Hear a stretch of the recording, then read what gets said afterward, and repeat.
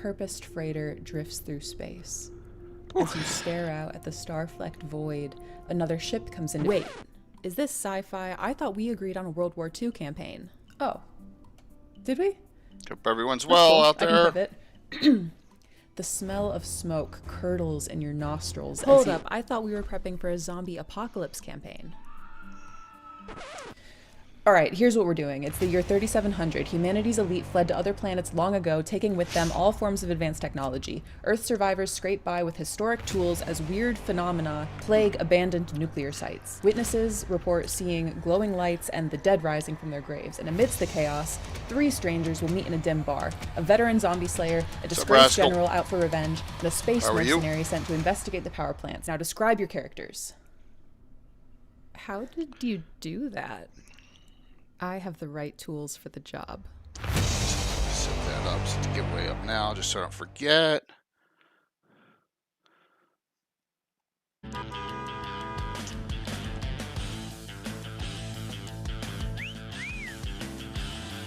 Moose, did you get that Discord? Ed found it in PDF and sent it to me. What's up, Greg? So, yeah, it's in your Discord, what you requested.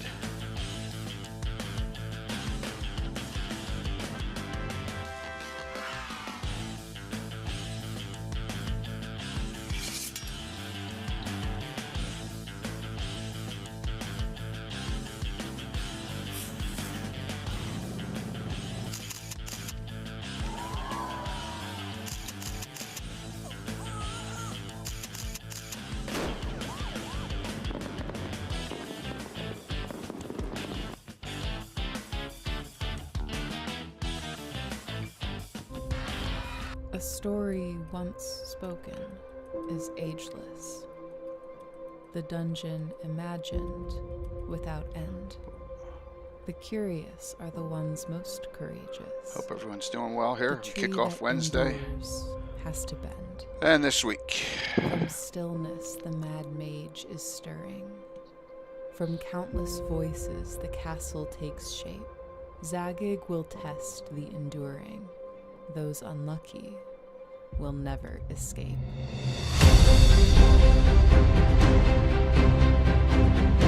Awesome.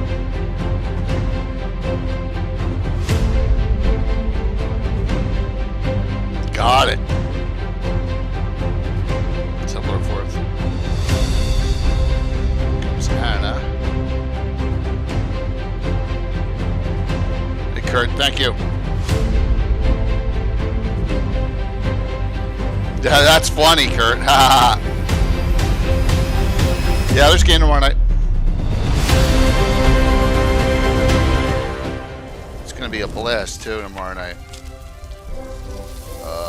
Shoot, what am I doing here? That's it. Too much going on. How are you? Oh, good. How you doing? Doing good. Doing good. I'm getting there. Good. You're healing. That's good. Yeah, I am. Let's see if that's the right one. That is not the right one. I never did a new shout out for it. But we got a special event tomorrow night because I got 2 of my guys out. So we're going to continue a story from Gary Kahn tomorrow night. So I'll pop that up. I thought I updated the shout out, but I didn't. So I got about 3 minutes into it so far. We got the base, we got the roof, and then no point in doing it at this point. Components. I have here comes Michael. Flatboards here. Right. Great. And then I got a little. There he is. Little itty bitty parts. Hello. Good to see you again. Good to see you. Hood for the flue. Michael's like, I don't know if I'm interesting enough for this, and come on. I know. Even Andrew came on in chat on Facebook and was like, yeah, this is it's gonna be a blast, man. This is a big one. It's gonna be fun. I'll be between sitting and standing a lot with my hips, so with it being replaced, I'll be up and down a lot. So, what time we got here? 6:51. We're good. Let's get through up. So we got a nice crowd coming on already. We got a hype train already. Did I miss that? Cool. We got a hype chain already. Jeez. Thanks, long shot. You have that worthy shelf of a game master with Yes. all the stuff. Yep. Yeah. If you do, Where is he over there? use a drill bit. Mm-hmm. I guess my screen is reversed. Let's see here. Oh yeah, it's reversed when you look at it in Zoom. Right. Yep. Mm-hmm. But it will be Thanks, long flipped shot. right on the stream. So if I have a door there, Let me see. Well, I put a, just in case, Ooh. I got, Nice. There you go. Need some We can reference. talk. We can Yep. talk Greyhawk. We're gonna talk a lot of Greyhawk. Let's have And some then- fun with it. That's those the are Darlene signed little maps up Oh, there. beautiful, man. That's awesome. It's beautiful. Those are usually up there anyway. But and in the middle, there's a Diesel signed cards that he did. Oh yeah, you have to show it again and talk about it Yeah, when we- we go live. So properly live. The audio is live, but the video Yeah, is it's our BS. intro. It's called our BSing. Yep. While everything's up here. So give me a second here. I want to see if I can join us as we.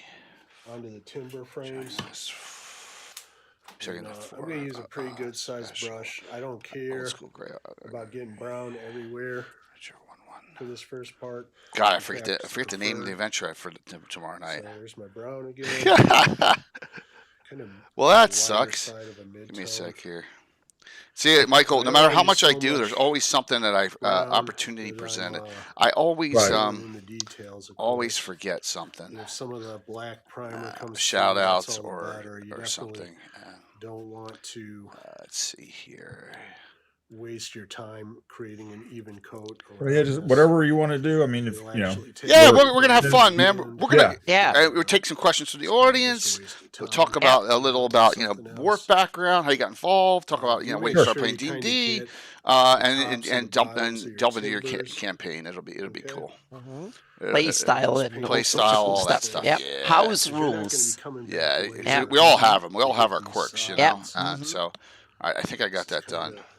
All right, there, Dragger here. I got it done for you. Let me see if the shout out now works. Let's see here.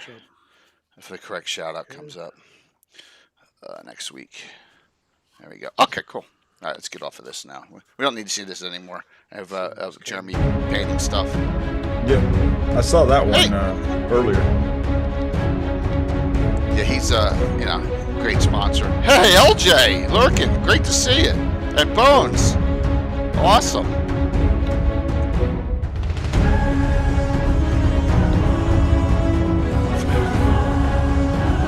Good to see you, LJ. Michael, I'm getting better every day.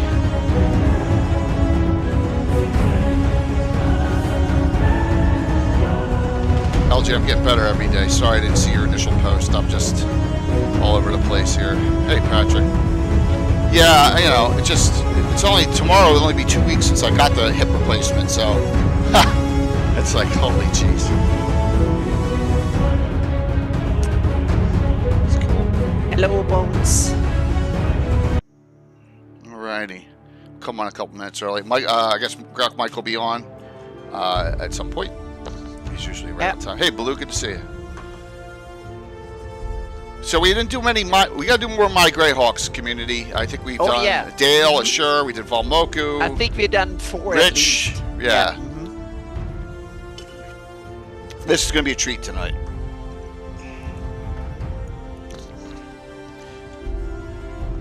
Let me see here. All right, so giveaway's going. Okay, we're good on that.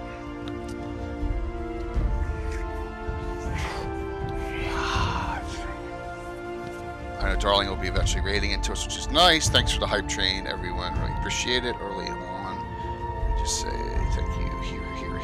Thank you. So, I'm not even sure. I'm going to start standing. So far, so good. What's up, Michael? Michael Zudrak with Frog God. Can't even find too many shout outs. Alright. Got some great picks, man. I don't even want to know how much you spent on Dwarven Forge. Holy jeez. I thought I spent a lot of money on that stuff, Michael. Oh my god. Me? Yeah, well. It's awesome. It's great. It's great stuff. It's I thought it'd be just a little bit expensive, but we can get into that. Yeah, it was. It's it's an addiction, man. I understand. You're like, just a little bit more, just a little bit more.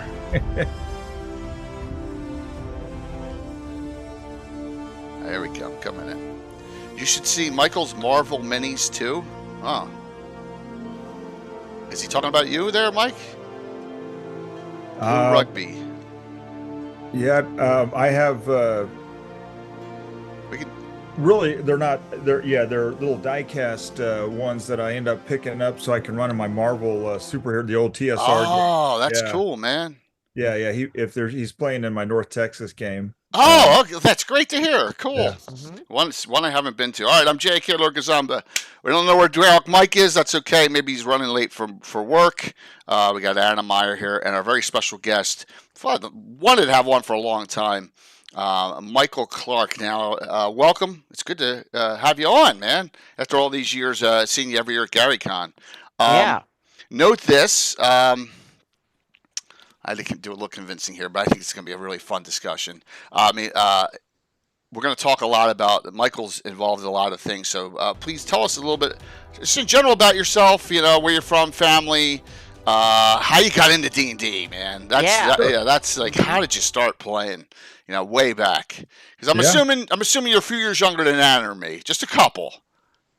I don't know. I started in fourth grade around circa 1980. Yeah. I had a buddy of mine. So, call it what We fourth grade. started be the about same 10 or same 11. same time Yeah. as me, but I was fourth grade. some 10 years man, older it's than really, you. Yeah. We're really close. Now, we're really close Yep. in age. I'm 58, so we're really close.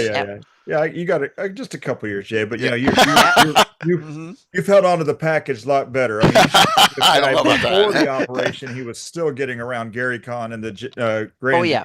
like Mhm. crazy. So, Yeah, I didn't run anyone over in that damn scooter. well, when I saw the flag coming down, Oh, yeah. Yeah, I you knew whose saw banner him that go was. mayhem in the big play area, the grand ballroom, and the chairs were falling. Yeah, like- well, I was yeah. getting used to it then, Bowling still, pins, Anna. But yeah. yeah, so That around was fourth funny. grade, that's cool. So it was about 1980. My buddy Kevin, said, "Hey, you want to try this new game?" I said, "Sure." And it was the whole you open up these large doors and there's a passageway and it goes left, right, or straight on, and that literally was the very first thing I ever heard of D&D. Left, right, or Oh. straight on, and so I use that all the time. You can go Cool. left, right, or straight on. It's the classic Gary. Yeah, those four-way intersections. Exactly. Took it home to my brother. Tried out with him. We each had $10 from Christmas of '79, saved, burning a hole in our pocket. So I went and I bought the Monster Manual because it was like $9.95 plus tax, I believe, or Yeah. something. And he bought the Player's Handbook, and we literally just looked through making characters, and then just started just fighting monsters. Didn't really know what to do until a few months later, and then I got my hands on the Dungeon Master Guide. the pink box, the Moldvay, Oh, Mulvey Basic. Mhm. basic box. Yeah. And I said, okay, now here's an adventure. Here's Keep on the Borderlands, and so we started through that. My brother and I playing, and we were, that was early '80s. I'm born in Texas. I still live in Dallas Fort Worth area. I was born in Dallas, and I'm from this area. But at that time, when I was learning, we were over in Arizona, living in Arizona with my mom and stepdad in Arizona, and D&D was all the rage, but it had its proponents and its opponents, obviously, and so then we had some my mom said the story goes like this. We picked up the DM's guide too, and this is the Efreet cover. Right. Ever thought it was the devil? Yeah. From Yeah. '79 or so, and Yeah. we picked it up, and my mom says, "Hey, let me see one of your Dungeon Dragons books. I need to go take it to one of the guys at a church." And I'm like, God. okay. So I looked at the covers, and here was the Dungeon Master guy with this Efreet, this big red demonic looking thing, holding a maiden in his hand, and fires of the sea of brass, or the plane of fire on it behind him. I said no. So I looked at a player's handbook, and here was this demon idol with the dead lizardmen, and they're poking the eye, and I'm like, oh no. Then I looked at the monster manual, and I said, you know what? goofy looking dragon, you Come on. know, some monsters in the front. Sure, take that. Yes. And I told my brother, I gave mom the, monster manual. He goes, "Why'd you do that?" I'm like, "What do you mean?" Sure enough, the guys at church, they open right up to the D section, and there's Yeah. Oh Mhm. man. Yeah. demons and devils. There's the, Topless. bare-chested succubus there. And Oh boy. he's like, "I wouldn't touch this with a 10-foot pole." And he said, "Yeah, you should have just given him the player's handbook. It was, a lot, A lot a of lot less damaging on the inside than the monster manual was. So never judge a book by its cover, people. That's true. It might be the inside that counts on that. Yeah. So But you're still in the game. So yeah, that's, yes. you're still Yeah, part of so the game.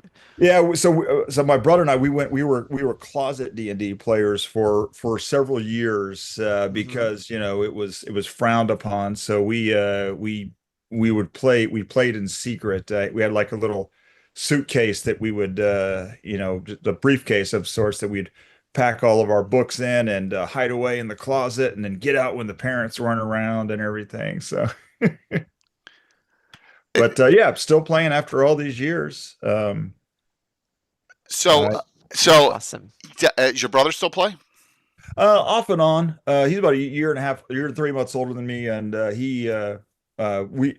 tried to start a campaign with him, but then I got real busy with work and need to go back to it. But he lives in Virginia, so it's all online now, which is okay. Which is a lot of our stuff. I don't get to use much of my Dwarven Forge as much, except at some conventions, but it's all online. And so I started with him, and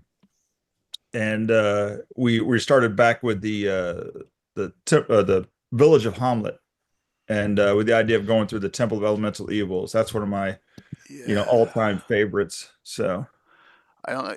I know you gave me the Keeping of Borderlands, I believe, castle yeah, set up. yeah, that right there that you're looking at, that's the kind of the keep setup that I Right. I'll originally put did. that up on That's the big screen here. yeah. Let me flip this. So I'm flipping this real quick, just so inquiry. We are playing tomorrow night. It's a special event. It's a continuation from Gary Con. We'll talk about it at the end. After the wedding event, I got Coco and Curtis, two of my players, in. Opportunity Presents. So it's another Vulic adventure. So we are doing that. I got some background information, background pics here for you when we got it up. We'll leave that one up for now. That's a really cool pic. Look at that crew. Look at that saucy crew of Michael next to Luke there. So, all There's right, let me see if I can bring this Luke, up. and there's Elminster, Yeah, and and Zeb, and look at the crew. Zeb, Baker, and oh my Mike gosh, Merle. Andrew. Yeah. Yeah, you got Todd Cumbo over on this Yep. side. Yeah, you got a whole.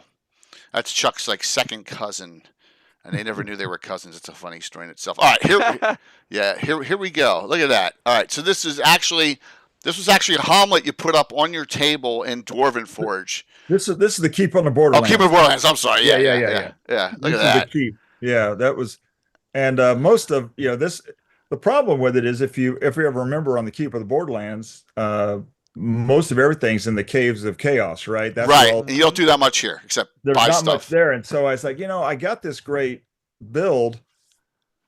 I've got to do something with it. So I had I had the monsters basically, sneak in Siege. and do a little siege of the keep. And Beautiful. so we're fighting in the streets and stuff, just to get something, just not to build up something like this and to just tear it down to make the caves of chaos. So Hey, that's what games are for, to take creative license with them. And then when you make such a nice setup like this, it's really cool. To think, I mean, like I use a lot of I used underground Dwarven Forge stuff. I never used above ground stuff, but this is taking it to a new level, man. This is like, and we'll get to the tower. Did you measure it? I want to know if you measured the height of that. Stefan and Nate and them, they still remember that's Turk's tremendous tower, and that was my little gnome illusionist thief. We'll talk about later, but that one was about 33 stories tall in actual. Here you go. We'll do a sneak peek on this. That's it right there. Yeah. Yep. That would kill someone if it fell on them. Yep. No, that would hurt if it fell on you. But that was that one went to Dwarven Forge. I showed them and said, "Hey guys, take a look at this." And Stefan and Nate, and they were pretty amazed at that. Yeah. And We'll you come can back. actually lift off each floor and Yeah, play yeah, on Oh, it. that's the yeah. beauty of it. Oh, you need a ladder on that one. Oh, Yeah. yeah. I mean, we'll get through the story of that character too. I'm really excited about that. So, all right. So you start playing in by the way, Greyhawk, Mike, welcome. Good to see you, Mike. Hey, Mike. Mike Bridge. So you're playing. Have you restarted your campaign, or are you're running like similar, like in the same setting of your Greyhawk, like I do? Like, why don't you tell us a little bit about the synopsis of like? So, like I said, we got the basic. You know, after we picked up the monster manual, the player's handbook, and then eventually we grabbed the DM's guide. You know, the original version one. And we'd picked up, however, the Moldvay box set with Errol's beautiful artwork on front, the reddish pink one, and we played through. There you go. There you Thanks, go. Mike. That's it. And Errol's the greatest guy in the world. If you ever get a chance to sit and talk with him, he is awesome. So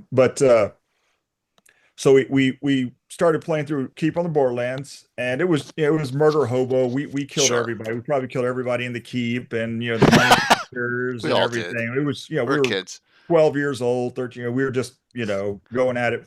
Then we got the expert box, the blue box. Zeb and Steve Marsh, box and set with the second Earl photos of the wizard looking at the two on the stairs, and did Isle of the Dread, and that one had the map in it, right? The map of the known world. Before it was Mystara and everything, it was the known world, right? And so I loved maps. Now I have no talent like Anna to, I mean, I'm not a cartographer, but I love maps, and I would draw maps and just sketch in class and doodle. I'm sure your maps are great. Yeah. Yeah, and I loved maps my whole life, and but it was I hadn't picked up this one till later on, this the folio, right? Yes. I didn't get this. What I started with Uh-oh. this one. Okay, you got 83. Yeah. You got About which is 83. In Yeah, 83, after playing for about 2 or 3 years, I picked up this guy. Yep. Same here. And I was just from Darlene's maps that you can kind of see up there a little bit. Now, those are like signed little copies that I have of just prints that she has. But Darlene's map blew me away. And then Gary's world setting blew me away. And so from 1983 on, I was hooked on Greyhawk. And like all of us. and I love Ed Greenwood, and I love Forgotten Realms. Don't get me wrong, because that was great when it came out. I loved all the TSR novels that came out, but good friends of Keith Baker, and I love Eberron. I love all these other worlds. Played Pathfinder, Galorian, but I always loved Greyhawk. Greyhawk was something about it, and it was interesting. Because Keith Baker and I had this discussion about, what it means, when you start to build a world. And he wanted that he was going for, obviously with Eberron, that kind of pulp fiction, that film noir, pulp fiction type, genre a lot. But he also wanted it to be fully malleable for the user. He said he didn't want to have necessarily an Elminster or a Mordenkainen in there. He wanted you to provide the Elminster, the Mordenkainen. He does have, some, House, and Merrick DeCanathan and some other people that he puts in there. But he said for the most part, he wanted it to be fully, suitable, optimizable for your own needs. And that's what I loved about Greyhawk. Over the years, again, I love the realms, but every corner of the realm seemed like it was so well, there was some kind of source book for every corner of the Forgotten Realm. That's Ed's crazy From the mind. Moonshades to the, no matter where you are, there's a book on it. There's a history. Greyhawk didn't have that. True. I had And one paragraph, maybe of an yeah, area. That's it. yeah, you, you Yep. you had, the whole Great Kingdom was summed up here, and maybe a little bit of history over here. Yeah. And it was just left for you to do whatever you wanted to with it. And so that's where I just jumped in and just loved it. And so from about 1983 on, I was hooked. Now, when I say Greyhawk campaign, every campaign I start or stop always comes in Greyhawk, and they're in the same world. Right. Um, Even if it's in, sometimes I've run through the same adventures. Like right now, I'm rerunning the U series, Salt Salt Marsh. Marsh. Yeah. Nice. Original And use. Yeah. but since some of the players that I'm running it through, I ran through years and years ago originally. Right. I said, well, now it's a few years later, and I haven't really seen the whole the new Ghosts of Saltmarsh thing, but I said, you know what? I can't give away too much in case they're listening, but I'm running through right now, and basically it's different. The haunted house is really haunted now. Now there's actual Yeah, make undead some changes. Mhm. in there, and so I just make some changes, but it's still same universe. Yeah. They can meet their old characters. They know of the old characters beautiful. and whatnot. Mhm. So But yours yeah. goes back 40 plus years like mine. Yep. That's Yep. great. That's it. And you got interactivity between different generations of characters, and you got, and that's fantastic. And across game systems. I mean, I start out, like I said, AD&D, and we kind of interchangeably use basic, expert, AD&D. We weren't big into, predefined. Oh, we couldn't use a basic module as we're running AD&D No, characters. not at all. Yeah, I agree. We just played whatever we wanted to play. Yep.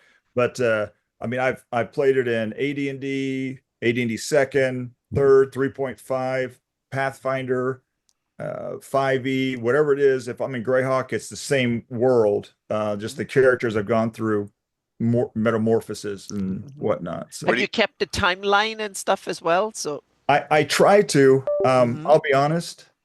I stall out at 582 a lot Because you just want to do the worst. Mhm. because right now I've finally gotten up this 40-year plan. Well, actually, from I should say from 89 or whenever Greyhawk Wars came out, I finally got this plan that how I wanted to, 30 something years later, how I want to introduce the wars to my current players. And Yeah. so we got about 4 or 5 campaigns, and they're all about to come together in the wars. I have one of the campaigns are up north. They found one of the blades of Kurusk. Oh, So there's they're Mike's kind of favorite. running through a version of Howl of the North and the 5 blades. So they're looking for the 5 blades of Kurusk right now, but then Cool. they're going to meet up with others later on, and it's going to kind of be Yeah. getting into. We'll push my timeline forward, so I'm not stuck in 576 to 582 the whole time. Yeah. I That's a tough think one. that's the first time I've ever heard of anyone else using the blades of Chorus. And Mike Yeah. likes. Yeah, Mike's Yeah. used them a lot. Yeah, that's Oh, yeah. good. I mean, you can take those because isn't the second one's all battle system, isn't it? Isn't it, Mike? A lot of it. Half of it. There is some Little. stuff there, but yeah, go on, Mike. Okay. I'm Yeah. sorry. No, just a little. Just a little bit, okay, yeah. So you don't need to do all that. It's just like anything. Anything is moldable to whatever you do. And let me tell you something. I've run Keep on the Borderlands. I've run Bonehill. I've run Hamlet probably like 7 times in my adventure. You know what I mean? Just for new groups, new people in, they get the experience, and it's all right. It's like bad TV show editing. No one cares. Yeah. I'm not like Anna. I'm not. Every single thing's got to be explained why it's there kind of guy. Oh, I need to explain it to myself first. Otherwise, Yeah, it's not there. I so to can't speak. do So, that. yeah. Mhm. So you'll get some Oh, yeah. crossover. On The some course. I've learned the hard way to not explain it to the players. It just needs Right, to to be yourself. explained to me. Yeah, to Yeah. me. No, that's Well, the way- Anna's maps have been invaluable in this Blaze of Crust because I started them Thank out you. on the Land of Black Ice.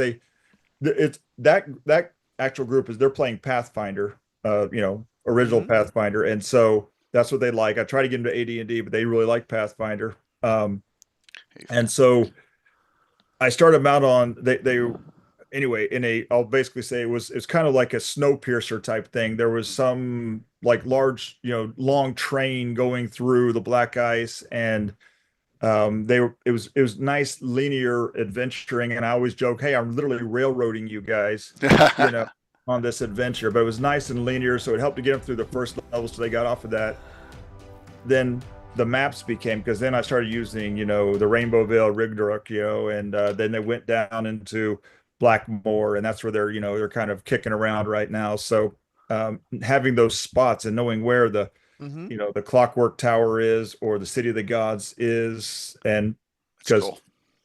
I'm not imaginative enough to, again, Gary said somewhere in the land of black ice. Well, Anna's put it there, and so I just had to start, and now I'm doing it again. But we get to that later. Yeah, but that's and that's a great thing is that it's I'm so your glad game. that they are useful. Yep.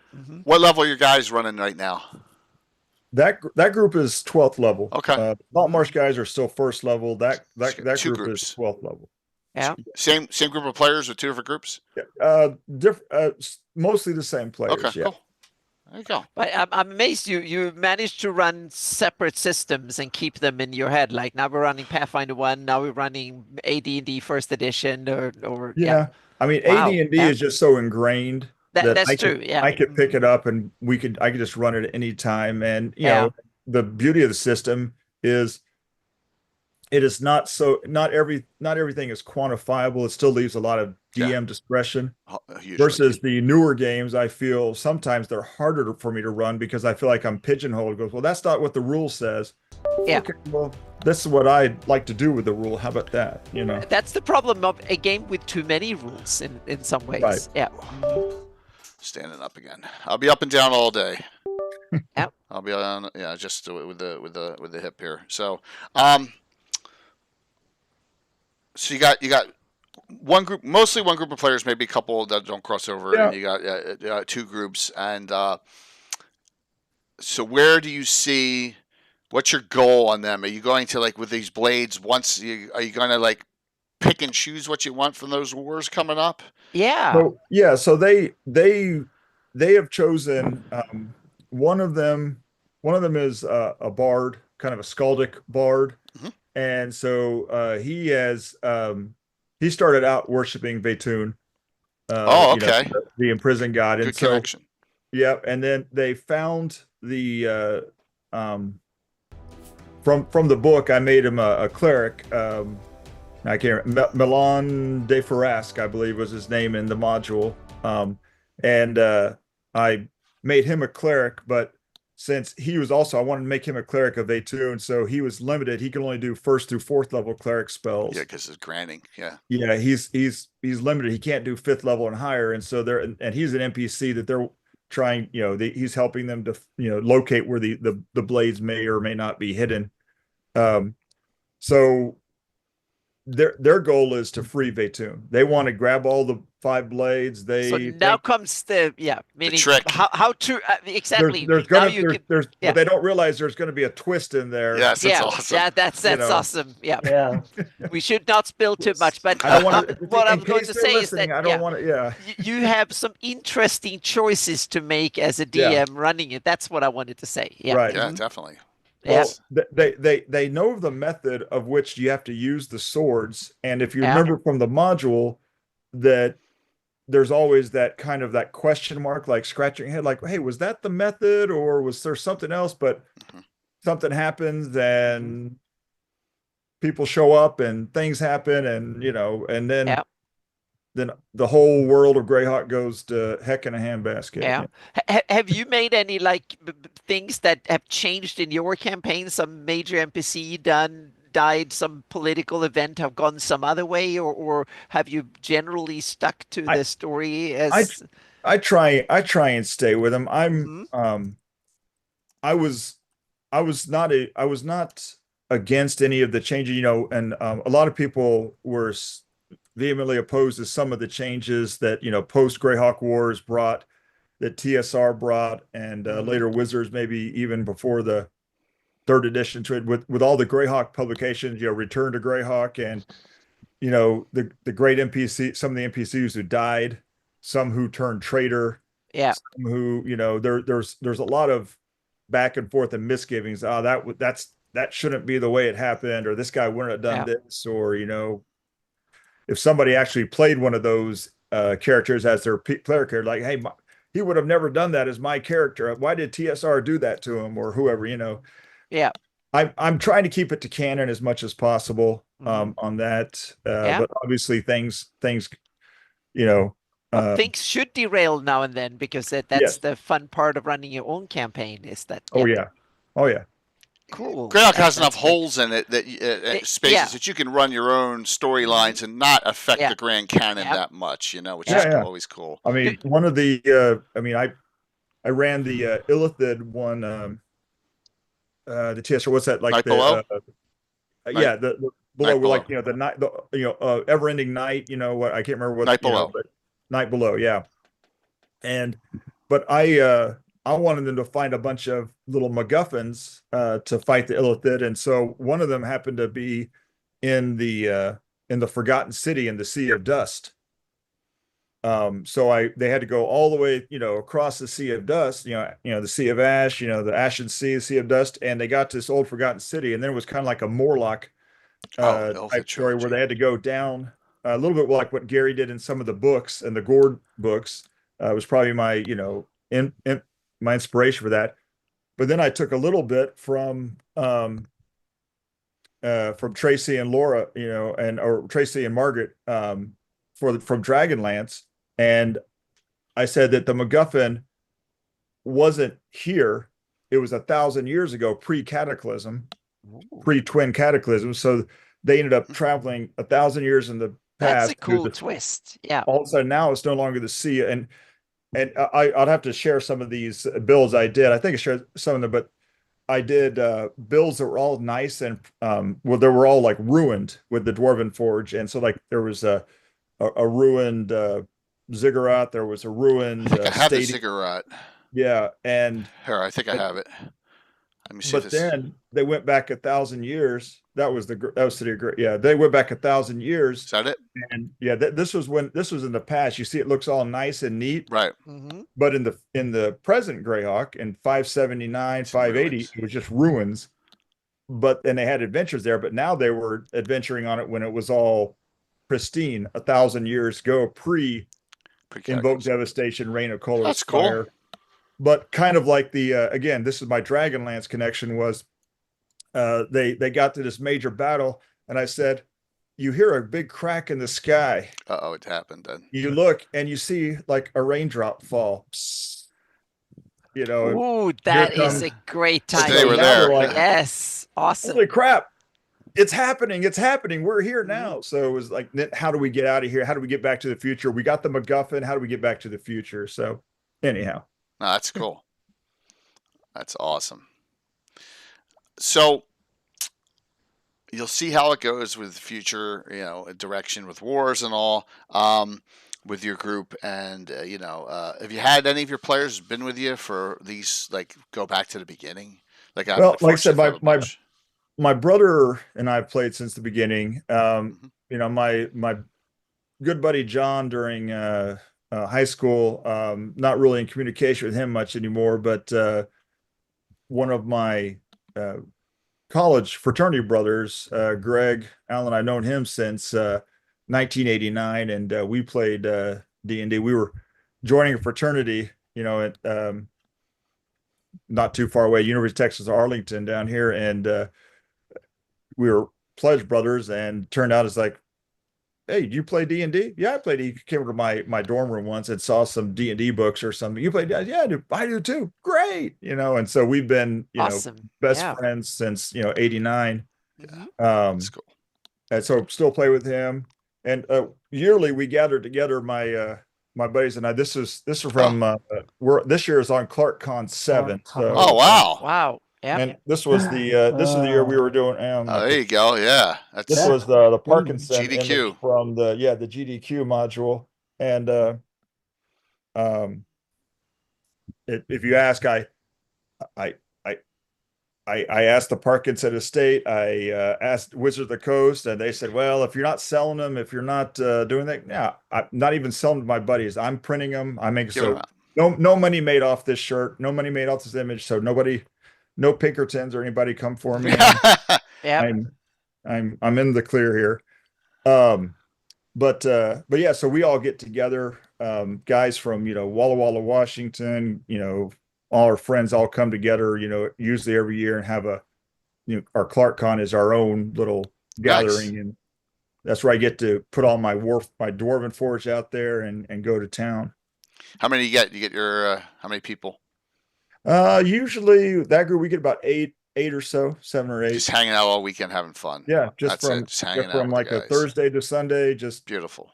have our own little mini convention. And That's awesome.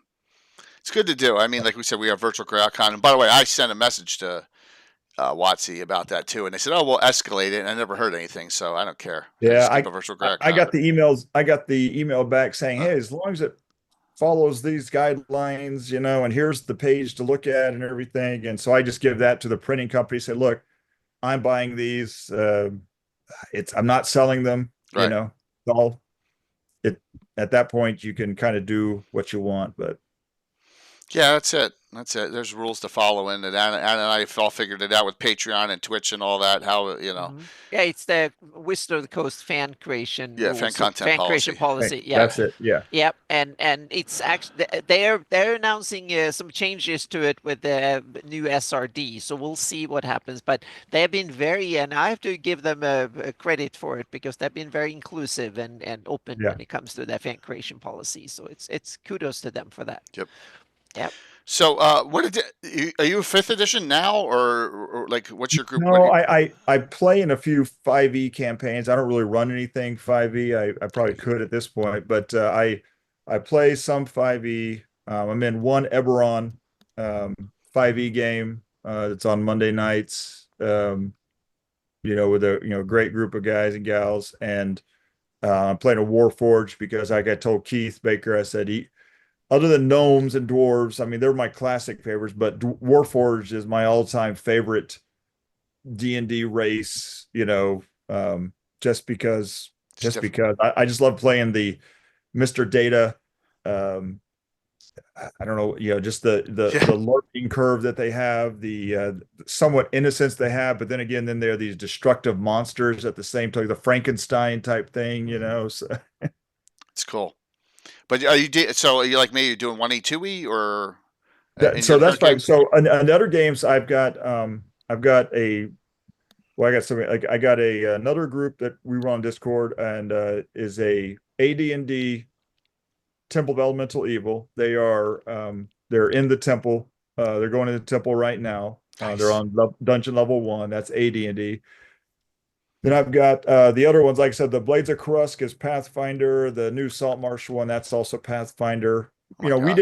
We went from AD&D to ADD second, Zeb's, edition. And that was, to be honest with you, I felt like that was more just like a clearing up of editing, I mean, Zeb did a great job with that, but bringing it all together. So we really still played AD&D and just had second edition AD&D accoutrement, bits and pieces that we'd use.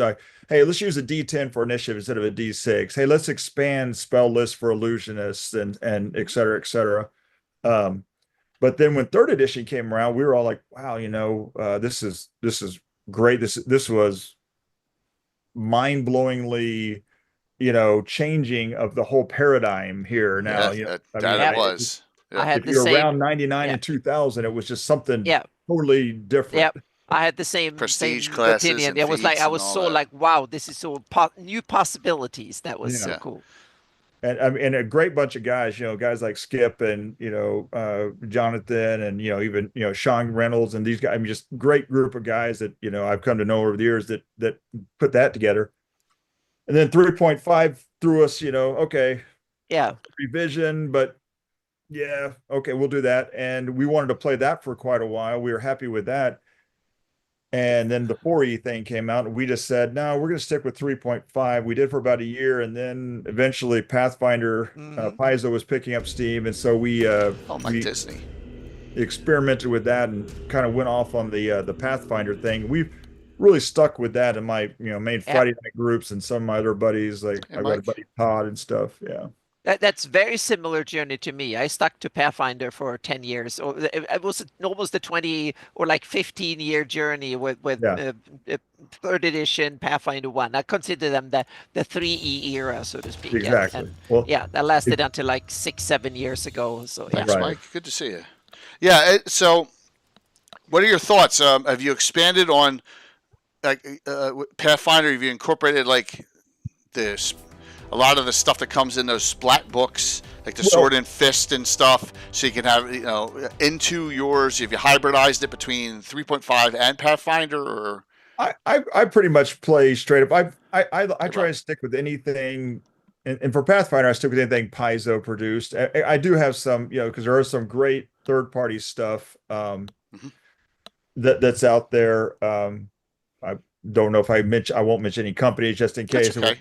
But, Yeah, but it's there's all right. some great. There's obviously a lot of great Pathfinder third party source out there. So I figure there's so much of it that we just kind of stick with what the official sources are, and try not to tinker too much. But one of my little claim to fame is like every year at Gen Con for probably about the last 10 years or so, I run a series of Pathfinder games, but I run AD&D modules. So at Gen Con in Pathfinder, I've run Saltmarsh, Danger at Dunwater, and the Final Enemy.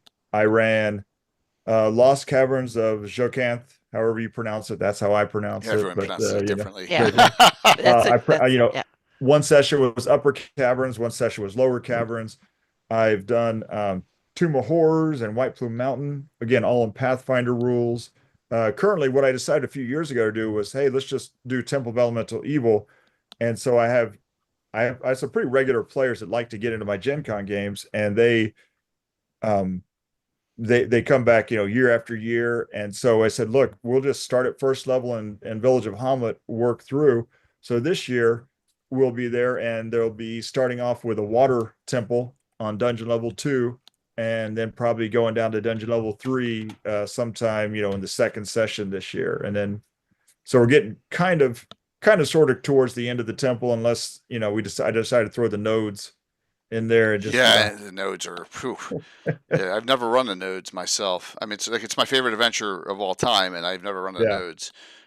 So yeah, but so that's kind of my little. I would say I don't have a claim to fame, but that's my little niche, is taking AD&D stuff and putting it into Pathfinder, because I love AD&D, but I love the Pathfinder rules. I know them so well, so I'm just kind of working Yep. with that. So yeah. So I didn't realize you're going to the big cons as well as the smaller cons. Yeah, when did you start going Yeah. running games at Gen Con? Yeah. Running games has only been about the last 10 years. I've been going to 10 Gen years. Con for a little bit longer than that. Unfortunately, I was isolated down in Texas. We like I said, we moved around, and we moved back to Dallas when I, probably about 84 or so. And, the thought of, going up to Milwaukee or somewhere like that was just probably out of the question, for 15-year-old me, as much as I wanted to. But in the 90s, when internet really started coming on, and guys like Gary were getting around to different conventions, we had some local here. Right now we have a great one, North Texas RPG Con. I I'll know, man. plug that one, because that one's just one of my favorites. Kind of limited, about 600 or so folks, but you can hobnob with a TSR.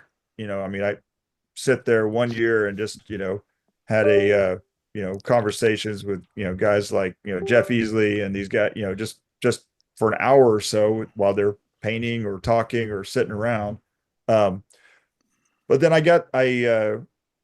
started trading some emails with guys like, Gary, Gygax, and that kind of started go, okay, now I need to get into this bigger world of it, and when I'd ask him questions like a fanboy, and then he'd send me back a reply, and I was like, oh, great. And then started getting out to conventions and meeting, new people, more people, Jay, and, everybody. So that's all been over like the last, I don't know, about 10, 15 years or so where I started getting more and more active, and at the point in my life where, hey, I have the discretionary funds that I want to fly to Lake Geneva, and so Gen Con, we do Gen Con, we do Gary Con. I've done a lot of Game Hole Con, North Tex RPG Con,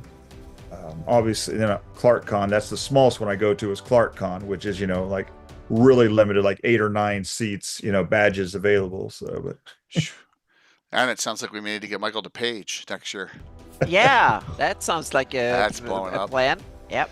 So yeah, Awesome. from that, I'm assuming at some point we'll get back to the campaign. But when did you meet Andrew Scott Perry? I mean, you had to have met him at some point. You're like, so yeah. So that kind of my warp, my warp experiences, and for those that don't know, the Guilds of Warp are the Wilmette Association of role players, and it's been around, the longest guild. It's actually an official organization, and it's been around since 78. Before I was even playing, they were, Andrew, so these guys are, like maybe a year or two, a smidge, a little bit older than me. But they organized and they were playing games. And so I first came into contact with him through a mutual friend of mine, another Mike. I mean, we're in the generation where everybody was named Mike and Michael. So another Mike Sanders. This was probably around COVID or so, because everything went from, we were always going places, right, to all of a sudden, sitting here in the office, doing this, when Zoom came around. And so that's when I first saw, about, we'll call it 5 years or so ago. I first met Andrew and played through some of his Barrier Peaks adventures that he's well known for. He tells the story best, but as what I could tell you is that he, like many of us, was very impressed with Barrier expedition to the Barrier Peaks. And he, however, was lucky enough not to be in Dallas. He was up in Chicago area. And so he had actual access to guys like Gary Gygax, and he played, right there on, Center Street. And I've since been able to play on Center Street, but, it was, years later, obviously. But he knew, the Gygaxes, Ernie, Luke, their sisters. And he designed out, because I guess Gary had made an allusion or a mention of like 60 some odd extra decks on this great ship.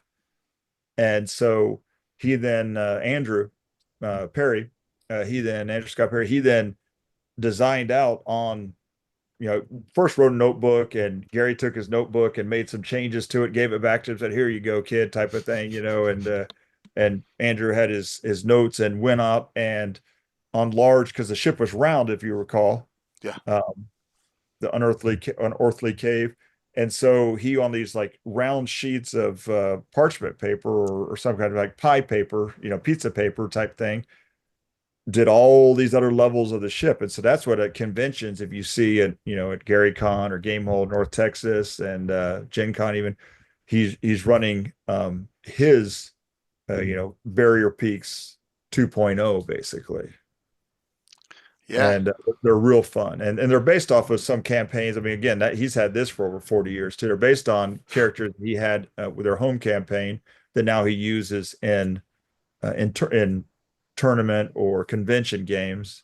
And I'm in several of his own home campaigns as well. So I don't know how he DMs as much as he does in a year.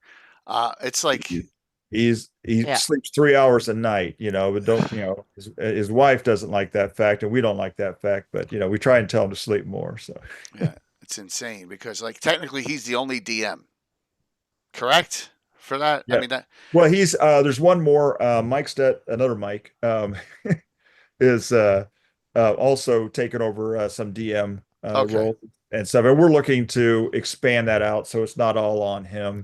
Man. And I That see sounds like a good Yeah, idea. that sounds All like a these good years, idea. like 10,000 games later, we might Yeah, yeah. need to have another DM as well. Oh my gosh. I see Wow. 491 Phantom mentioned Long Con. That's another one. That's out like in Longview, like out in East Texas. I mean, Long Con's another great local convention too. It's kind of the sister con to to North Texas RPG Con. So yeah. Wow. Yeah.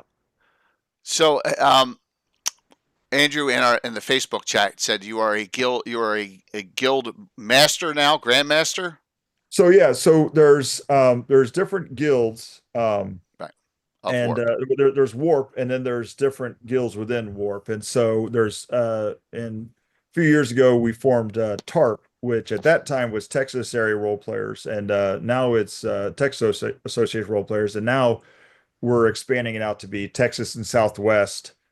So we're looking at whether we change the name from TARP, and I said, nah, TARP's got a good ring to it. We'll just say the SW is silent, and and so it's Texas Southwest Associated Role Players. So that'll let us include New Mexico, Arizona, Nevada, and other areas. Not fully officially, but we're working in that direction. So yeah. All right. So you're basically the go-to The for guild that. master of that area, right? Good. Yeah, all right. for work. And there's like 6 total. There are parts of Oh Warp? boy, now you got me. There are let's see, the guilds of work, because they blossomed out, and we have been lately reducing it. Let's see, we have 3, 6. Yeah, I show 9 along with Warp, Warp and 9 others. So there's like the parent and the 9 others. Oh my gosh. They're all VARP, HARP, NARP, CARP, FARP, GARP, TARP, which is Mhm. mine, PARP, and VARP 2B. So Wow.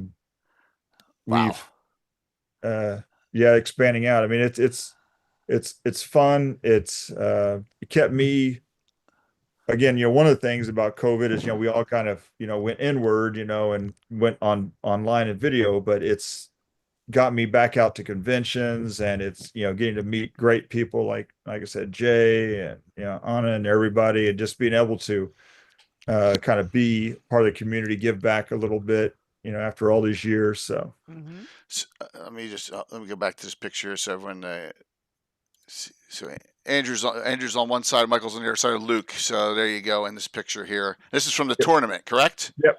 This is from Founders and Legends, our second tournament. That was, we held them right before GaryCon last Yep. year and this year. Mhm. And there is I see all Ed. guild masters, Scott, Neal, Andy, and there's Todd and his wife. Yep. And there's Mike Sanders behind me, and there's Yep. me. Yep. Sorry, my eyes are old looking at the picture. And there's obviously Luke, Andrew, Mr. Gygax, Mike there's Merles, Mike Zeb, Merle, Keith, and Ed. Zeb, Keith, and Ed. Yep. Yeah. So So yeah, so that was Founders Legends. Great. It's something that Luke and Andrew are kind of pushing and running. And we've even years ago we had some Founders of Legends online versions and stuff, and I was game mastered for them then. But last year we had the first part, what's called Ragnarok, and this year we had Descent, and next year we have a third part that we'll be doing called just into hell, or I can't remember now. I'm blanking out right now, but it's a very fun opportunity. it's in multiple editions too. Yeah, Yeah. I'm still under a non-disclosure, so I don't know what Yeah, I can. yeah, it's all right. It's cool, man. Exactly. What I Yep. will say is that last year, what is well known is last year and this year we took the tournament players through multiple editions. Last year was really wanted to do it because to 50th year we wanted to do something special, so we took them from OD&D to AD&D to AD&D second, had a little bit of 3.5 in there and 4E and 5E. This year we did a little bit of the same, and I know there's great things for years to come. So you gotta, if you're interested, there's 48 great heroes of the realm that signed up last year and this year, and I think they've for the most part all had a blast. I know I had a blast participating in the running of it with all these great people. And it's so. the weekend Yeah. before. It's a weekend before Yeah. Gary Con. Yeah, it was this year we did it right. It was kind of like the Monday, Tuesday right before. Last year it was more like Oh the yeah, the like entire. Saturday, Yeah. Oh, Sunday. I yeah. was so Last tired. year was Yeah. like 2 weeks Yeah. of gaming. It was crazy. Yeah, Yeah. that was a long time. Plus, then, last year, unfortunately, we had Jim pass at that time, and then this year, Yeah. we had Ernie pass right Mhm. before, and Janelle had just passed last year, right before that. Because Yeah. Janelle and Rebecca, they're local to me, Oh yeah. here, and so, but yeah, so we've had a lot of loss, but we just what I tell everybody is enjoy the time you have right now because enjoy your gaming. You don't know how much gaming we got left, but let's get as much done as possible. So And Yeah. Michael, this. I got to get past 582. Yes, Yeah, you're exactly. stuck. You need Before to. Yeah. Hmm. I Yep. shut off the mortal coil, right? Yep. Uh, No. Michael, I've been stuck on the same year for like 3 years now. I've been trying to like condense back and Yep. realized I was moving years too fast. So don't worry about it, man. Yeah, I've just moved into 599 now, so Yeah, I'm I'm like, way yeah. ahead Way of in the you. future for me. I Oh got to yeah, catch but up I to you. did a jump of a few years that I skipped it because I went through the wars and stuff, and I realized the living Greyhawk era. I just read through it, I jumped through it, and then I started again at 580. Or was it 590, 98 again? So Yeah, How many I was- sessions yeah. have you ran, Jay? The adventure tomorrow have night read it. is number 1,106. Yeah. For some Okay. reason, when I started as a kid, in 1980, when I started my Greyhawk campaign, I wrote down every adventure. Not every Wow, session, but every. I I don't know haven't why. logged. Yeah, I haven't Yeah. logged properly since Yeah. about in the 90s. I started logging stories Yeah. and what happened and stuff. We're- But before then, it Okay. was just Yeah, playing. we're I'm guessing. just saying 1,000 adventures. If they're 1100. at least one day each, that's 3 years worth of. Yeah, and Yeah. we think 3,400 sessions is the guess of how many Yeah. times we've gotten together. That's just a guess. Yeah. It's so Wow. hard. Yeah, because the style's different now with streaming and stuff with special events with groups. You can't have that group wait 6 months to play again. Like if I've had gaming, I got to finish that in one shot, Mhm. So yeah, so Hendel Bulloff. I am from Dallas Fort Worth. that was me. Somebody was asking me. That Oh. was me. So yeah. Oh, that okay. was- Yeah. Yeah. Mhm. So, So Michael, any cool villains or Yeah, let's stuff talk that about your you campaign. invented and stuff? Meaning, because you need to, as a DM, I assume you also invent your own villains and their henchmen and Or- stuff like or that in order to PCs. have, yeah, PCs, exactly, to NPCs, have yeah. have killable enemies and stuff too. So yeah, and other NPCs and stuff. No, there are. Yeah, I love nothing better than the returning villain, and you'll find that while I can run these, I don't have a very creative mind for whatever reason. I don't know why, but Oh, I think you do. Yeah. I could take what others do and I could kind of work with that. So, Strahd von Zarovich, obviously, Strahd has been one of my, since the original, I series, Ravenloft module. I have him coming back all the time. My players always know if they see mist, yeah, that's true. mist Oh, gathering, right. and they need to run So- away as quick as possible. Where is his castle in your game?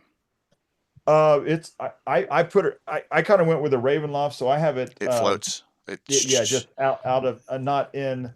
I once put the house on Griffin Hill, though. I put that down in southern Keelan. Oh, I have not mine in far- northern Kierland. That's funny. yeah, not too far from Saltmarsh. Seaton, Right. kind of, southeastern Sheldamar Valley type Yeah. area, but because I wanted it to be overlooking the moors and the cliff and everything to make that kind of the Wuthering Heights style gothic. Ravenloft 2 was Jekyll and Hyde Strahd. Exactly. Yeah. But it was interesting. I said it was the most difficult adventure I ever ran because you had to get a deck of cards because all the personalities started switching out, right? And the Right. town, and that's the first appearance of Azalin too. He's in there. Yes. He's in Yeah. that adventure too. So Yep. that was And so I just ended up getting I think the Realms of Terror box set at some point in time and said, Yeah. okay, you know what? Let's say that the mist gathered Ravenloft off to this, demi-plane, Mhm. and let's just call it, let's just go with what they had. And so I just had them go through, the Mordenheim or whatever the various different places, the Frankenstein, yeah. you know, Adam, I think he was called in yeah, that. Yeah, yeah. which Josh Whedon ripped right off in Buffy. Called that guy out. Yeah, I was like, that he stole that right from D&D. So So yeah, so hang on, I gotta so that's cool, man. So yeah, plug in, but hang on one sec. I'm sorry. it's all right. No problem. A lot of like, I'm not bashing Gary and all. Like it doesn't belong in Greyhawk. I think it does. I think just because of that Ravenloft effect, you placed it somewhere. I loved when that Ravenloft came out. I know it was one of Len Kafka's favorites besides the own he made because of the way what's the isometric view on the maps. Is that what it's called, Yeah, Anna? yeah, that was exactly. That was the first adventure TSR did that had that. Yeah, but they were novelty cool with 3D adventures. a version of it's like a stilted 3D version of the view that is Because that was the symmetric, Hickmans, really right? cool. The Hickmans wrote those, if I recall. Yeah, Yeah. mhm. So they were Yep. fantastic, and I said I'll take it. I'll take something, and you always hear that like Ed stuff. I use all his spells against them. I don't care, man. They pilfer from us, right? Well, we can pilfer from them. We can utilize all the stuff that's made in D&D, and I know Anna's not a fan of technology, so I don't think you should see any Warforges running around. I'm a huge fan of technology, just not in my games. Just not in your games, yeah. But so I love my tech all stuff. right, Yep. let's start here. So it sounds like your main penultimate character is this gnome that survives Stefan's adventures every year. Yeah. So again, like I said, I would copy. I would find things I liked, Mhm. and I would copy them. So I'm almost embarrassed to say some of the names. I actually had a ranger who had a bow, and yes, his name was Hank. Okay, from the '83 cartoon. I couldn't think of a last name. I just read the Thomas Covenant, the Unbelievers here, so I said he'll be Hank Covenant. So I have a character named Hank Covenant from 40 years ago that I That's just all right. literally ripped his name off. You just saw my name pop up, Hindle Boloff. So when emails came around, I said, I, well, back up to 1980, one of my first characters. I love dwarves. I'd read The Hobbit, Lord of the Rings, and I love dwarves. There's something special about dwarves and then gnomes for me. And I just couldn't think of a good dwarven name without thinking, well, I don't want to be Thorin Oakenshield. That's just two on the face, right? So my brother, Rick, had said, well, and he had just read the Sword of Shannara, book, and he said, well, there's a dwarf in here, and I said, yeah. And what was his name? And I read through, Hindle Boloff. Oh, okay. And so I made my first dwarf, Hindle Boloff, and in fact, the first time we were running through Saltmarsh, Hindle Boloff and Hank joined. This is about 83 or so. They joined up together, and they were literally like Han Solo and Chewbacca type pair. Sure. Again, my creativity was very limited as a youth. You were all Star Wars victims back stuff. then. Yeah, people have to understand that. Yep. Mm-hmm. So I still use Hindle Boloff, and then when emails came about, I said, I'll make up Hindle Boloff, and I still use that to this day. So I just gave my email address out to everybody, but that's okay. No problem. That's awesome. And so it was 1985, and Temple of Elemental Evil had just come out, and Unearthed Arcana had just come out, and I loved Jeff's The Last Spell. I just love the image on here. Oops, sorry. Something about this old wizard, and had all this beakers and everything in here, and I just loved this image. And probably sometime around that, I was reading Dragonlance, and Raceland the Mage, and all of his, easily pictured with him at his great desk. And I wanted a laboratory like that. I wanted an office or something like that. And so I was just enamored of that image.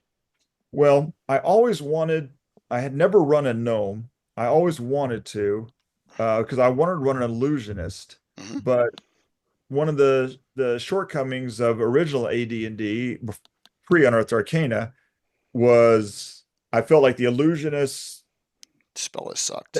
their spell list wasn't the greatest. And in my opinion. I've since come to repent of that and think that, hey, there's actually quite a few. You just need an imagination, and with an Yeah. imagination, Illusionist can be one of the greatest characters ever. Mhm. But with Unearthed Arcana, and you had Chromatic Orb and Miss Lee, dude, was a disgusting Miss spell. and Mirage Arcana, all these new Yeah. spells that were Tempest coming out Fusion. in Unearthed Arcana, and Yeah. ability to expand. It blew my mind. I said, okay, now I'm gonna do it. I'm gonna pull the trigger, and Yeah. I'm gonna play this gnome. I'll do Illusionist Thief. Perfect. So it came together. The module we played was one of the weirder. Was one of the UK Eye of the Serpent. Yeah, that's a good one. Yeah, and so it was a good first level module. My friend John, we're gonna run it, and it was, I know the date. It was January 26th, 1986. Wow. And I know that because any Bears fans out there Oh will gosh. know Yes. what day that was. That was Yeah. Super Bowl Sunday, 55-7. Bears Patriots. Okay. Yeah. In the morning, we roll up the characters. I made up Turk, and I think we're coming off of Dragonlance too. So I made a really long name, kind of like, Tracy and Margaret would do, where the gnomes had, long names that could fill books and stuff like that.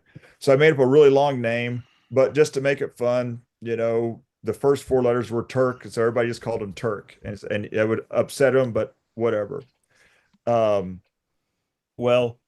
that Sunday morning, at my grandma's place, we got together, we made the characters. Turk was born right there, and then went into the Eye of the Serpent and was making our way down Hardway Mountain. And around 5 o'clock, we paused for the Super Bowl, watched the Bears Patriots. Sorry, Patriots fans, but I'm not a Bears fan. I'm a Cowboys fan, but sorry about that too.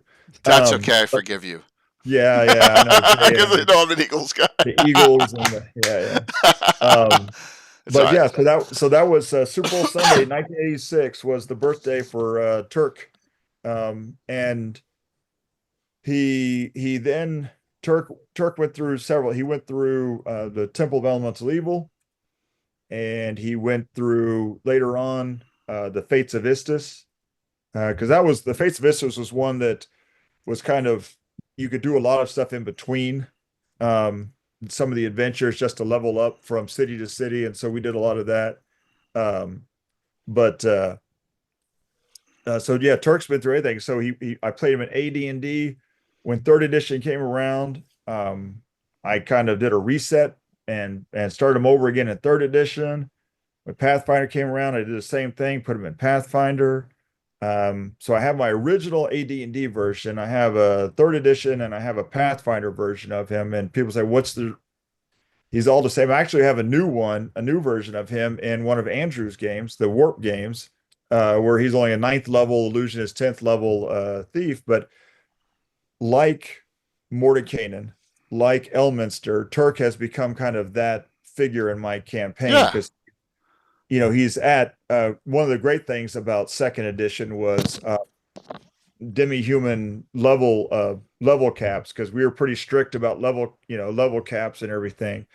And so but with the increases, Zeb made the increases so they could actually go up to almost like 18th level as an illusionist, as a magic user wizard with illusionist specialty. So he's kind of filled out that role in my campaigns. He's my Deus Ex Machina. If I need to save the characters, but I try not to do, he can. But usually he just puts them on missions. He's if you go back to the Isle of the Ape, how Tensor's sending them on the mission, to the Isle of the Ape. He does a lot of that type of stuff where he says, "Hey guys, we need to go find these blades of Karaskor. We need to, go investigate this unearthly cave," or something like that. And if they're ever stuck for ideas on how to get them started, Turk can come in and help them out. I don't know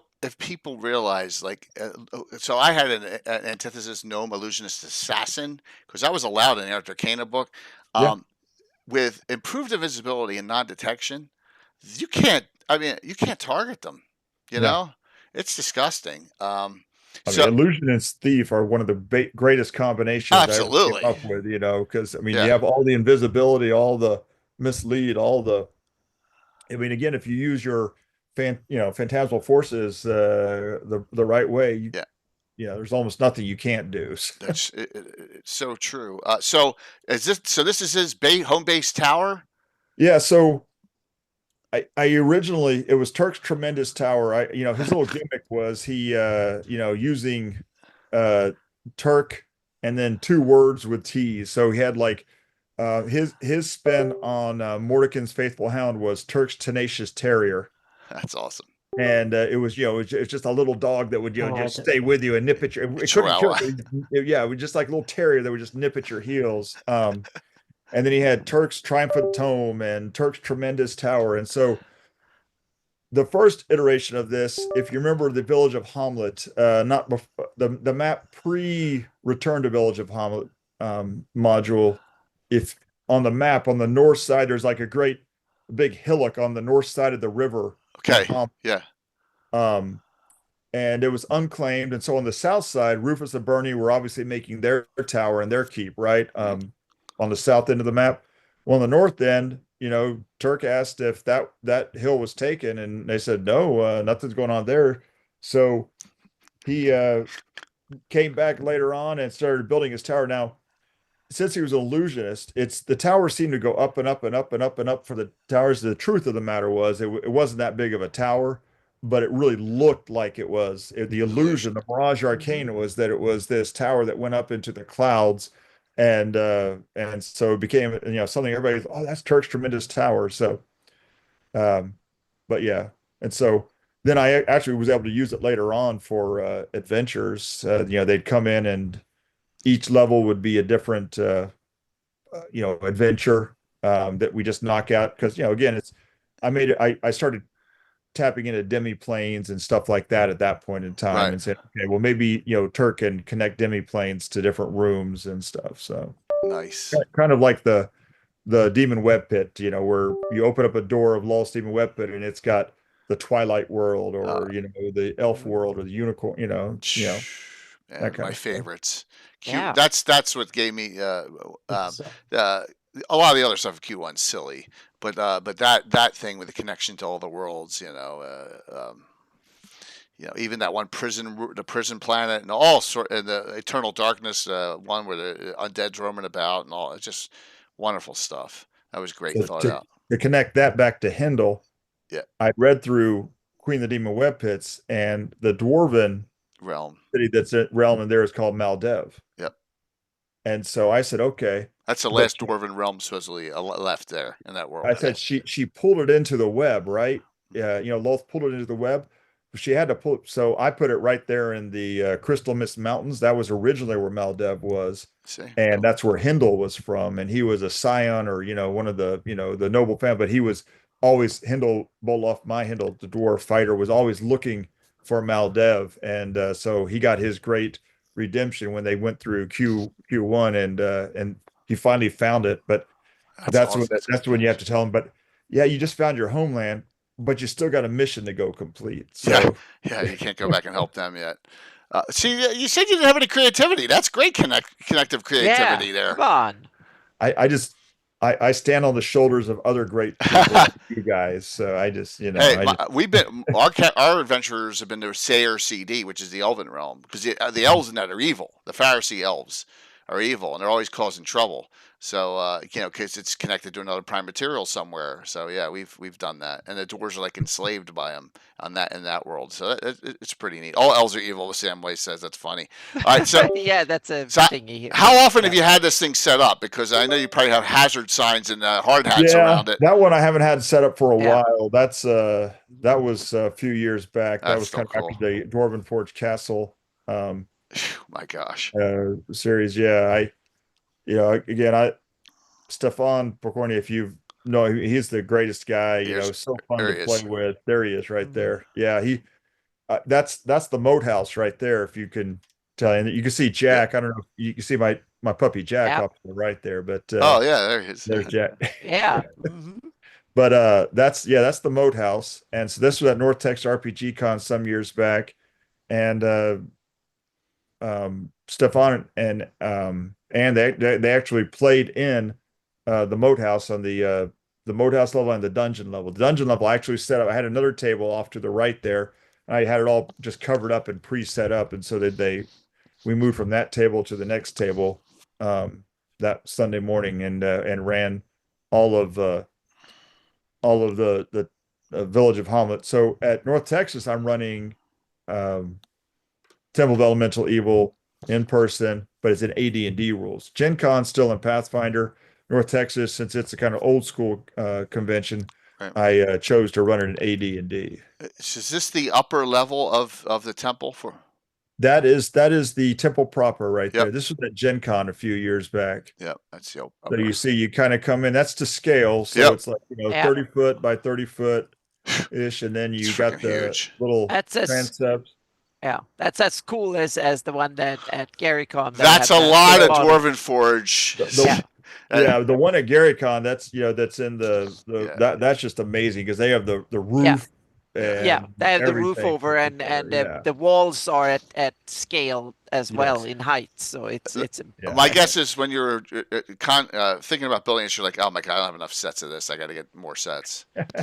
Yeah. No, the way it worked was I have some of the old up here the old resin. Yeah, the ones I use, and you have the Dwarvenite, and you have it mixed together. Yeah. But I stopped when they started coming out with the Dwarvenite. I just stopped taking these guys out, and I've just picked up some of the old resins more over the years. But I live about 5 minutes from Reaper Minis. They're Wow. right here in Denton. I mean, they're literally 5 minutes away from me out here.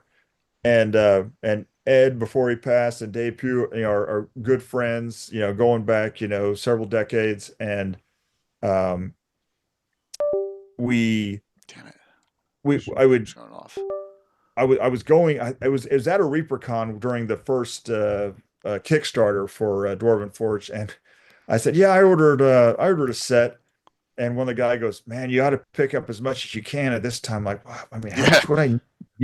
How much would a person need? Ah, man. And There's no I limit. said, "Fine, I'll go crazy, 10 sets or something like that." And that was over $1,000 or something at dollars at the time. And I said, "This will be all the Dwarven Forge I'll ever need." No. I know the dude. And now you're like I another know. 10 sets later or something. And Yeah, I then have my Caverns first- came out. Well, now I got to have 10 Cavern sets. I have four. Yeah. Only have four Yeah, cavern but sets. I guess Yeah. the good thing is it's probably one So- of the better investments you can do. Yeah. They kept their worth probably God, even yeah. in monetary I hope so, sense. yeah. Yeah. You want to get a Dwarven Forge cavern set on eBay. Now you're talking $300 to $500. Oh, I see, mean, at good least. investment.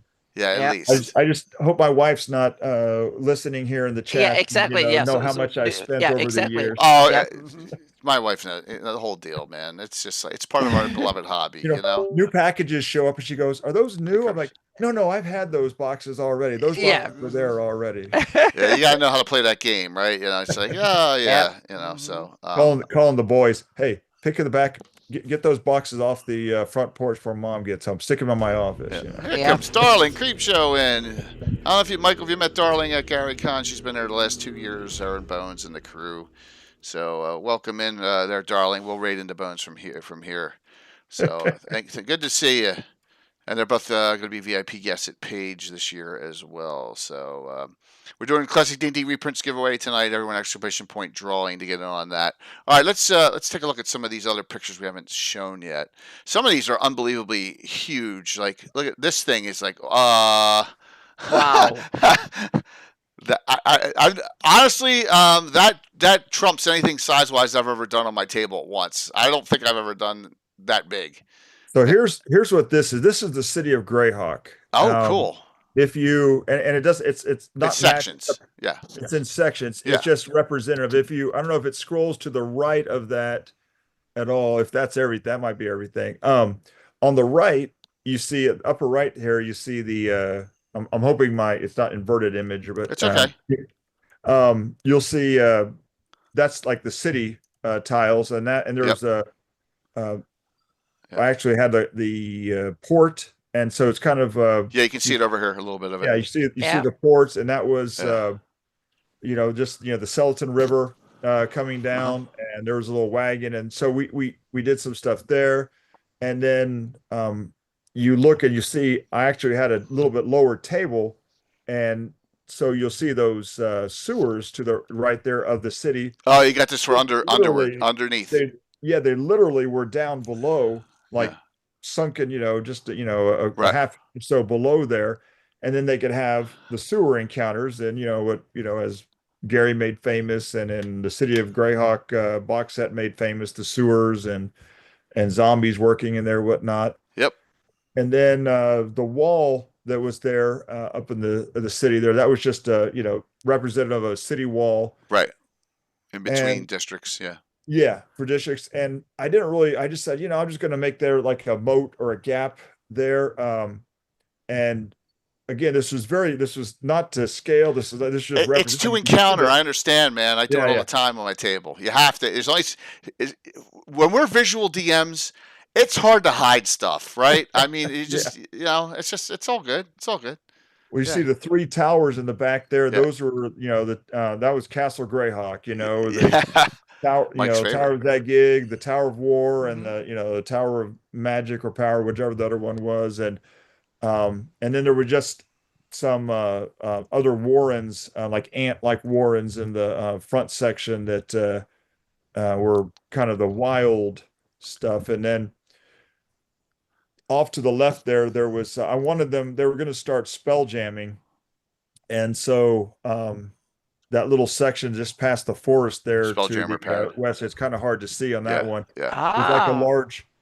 a large water port, but it was, if you remember back, I think it was from the Treasures of Greyhawk. Yeah. The little Eldrin. the little separated adventures, the adventure pack, treasure grab. One of them had the Nyogi, I guess. Yeah, the Nyogi Kaido- Nest. Nyogi Nest. No, Yeah. yeah, and so that's what I basically formed that off of that. That was where they found the Spelljammer that was Yeah, one hidden of the up giveaways there. for tonight. There you go, Oh, treasures. there it is, right there. Yep. There you go. Everybody join in to get Yeah. that. That's a good book right there. It's great, man. It's absolutely fantastic. It's one of my favorites of all time. That's why we give it away so much. Yeah, no, but that's cool. So, and then you got my guess is this is, oh my gosh, I'm trying to think. So that was like they had their stuff on there. They designed their kind of their wild underground kind of like large ant race that they had for Dwarven Forge. Aspis, the Aspis. Kind of like Aspis, yeah. But they have a different name. I can't recall what Okay. Dwarven Forge calls them right now. But so that was the the burrowing up, and then the characters are going through that, and you'll see like slip and slides. They go up, they go 3D there. Some of them slide underneath each other, and there's sloping passages that go down.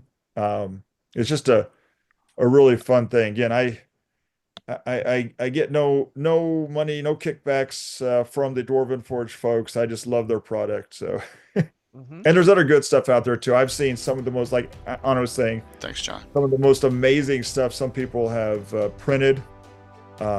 3D printing stuff, and there's so many different companies out there that are doing it. It's crazy. Hey, Michael, that's one I tried for years to get them to sponsor me. There's the one I couldn't get, so well, that's okay with 3D printing now. It's just, but they got some great stuff. With me, it's hard for me to carry it now with all the hip problems, and this stuff is heavy. Having a tub of like 4 cavern sets in one tub. Oh my God.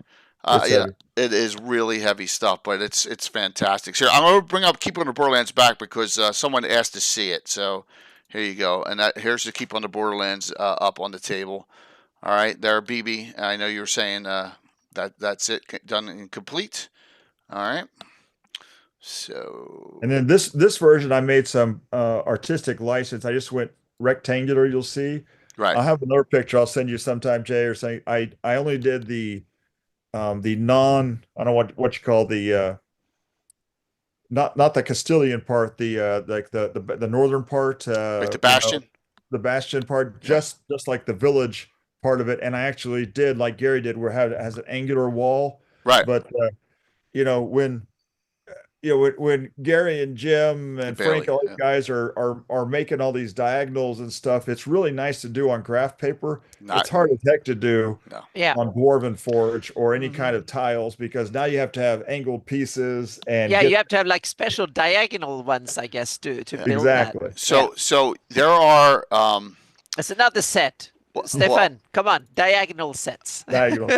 so the toughest thing to do, and maybe Michael will agree with me, is run a classic dungeon crawl when it takes up the entire page of graph paper for because you cannot exactly repeat it with using Dwarven Forge. You just can't if you mix sets. It takes a long time to build that up. So like I'm eliminating a room here and there and combining two encounters into one room just because I can't do it. So I don't know what your thoughts are on that. Well, again, unless you're an addict like us and just have so much of it, and again, these I do at home. Hi. You'll see my living, my dining room table there, and another little fold-out table that I put off just on the edge because it's not big enough, wide enough. This is the steading of the hill giant chief. Oh, look at that! It's a Well, middle. when everything is 4 times the size. Yeah, Where look at it's all that. sides, and you can Nice. see all the giant. Those are large and huge minis in there. Yeah. And that's how the big is. That's the the main hall. That is Crazy. So how many miniatures do you have? Like, do you have like a room in the basement full of miniatures too, He's got a lot or of in the attic? He's got a lot of the I've- 2000 series Wizards of the Coast ones. It looks yeah. like I've got my oldest minis. he's probably got a bunch of old You can Parthas. see an awesome that is not so much. Yeah, Penny in there the you go, background. Grenadiers. My oldest minis, and this is the first pack of minis that I ever bought, Oh, were the dwarves Yeah, because I just love dwarves. And then I got you got those boxes in great condition too, man. yeah. Then I remember seeing Oh, those that's the boxes, Wizards. The but Wizards Lab. the Wizards set. Yeah, that's a great one. I never had that one. So, Yeah. by the way, your brother's on, Zach. oh, okay. Yep. And then this is just one of the monster sets. But yeah, Yeah. so I those had are, those are some. But then when third edition came out on it, I started buying Wizards was putting out all their the various oh yeah, they had pre-printed these plastic blister ones. packs with with Right. a whole bunch of You didn't know plastic what you ones. got, and so Mhm. you got a lot of again, duplicates. I was friends with Reaper, with Ed and those guys, and they'd order everything wholesale, and so I'd say, well, just buy me a case, $144 a gross case. So I'd get a case, and so I'd give away whatever I didn't want. That's But cool. I just have enough to put out, armies of, bugbears and gnolls and everything out there, as well as what else? Then being friends with the guys at Reaper, I've got more metal than I could ever paint in a lifetime. I've got more bones than I could ever paint in a lifetime. My other brother Rick, not Zachary, but my other brother Rick, he loves he loves he loves the hobby of painting. I Oh, love that's the hobby great to have. of playing. So when Mhm. we'd play like Warhammer 40K, I would prime my Tau army in black, put some white on them, and There you put go. a red dot on them, and I got three colors of paint for the Which- tournament.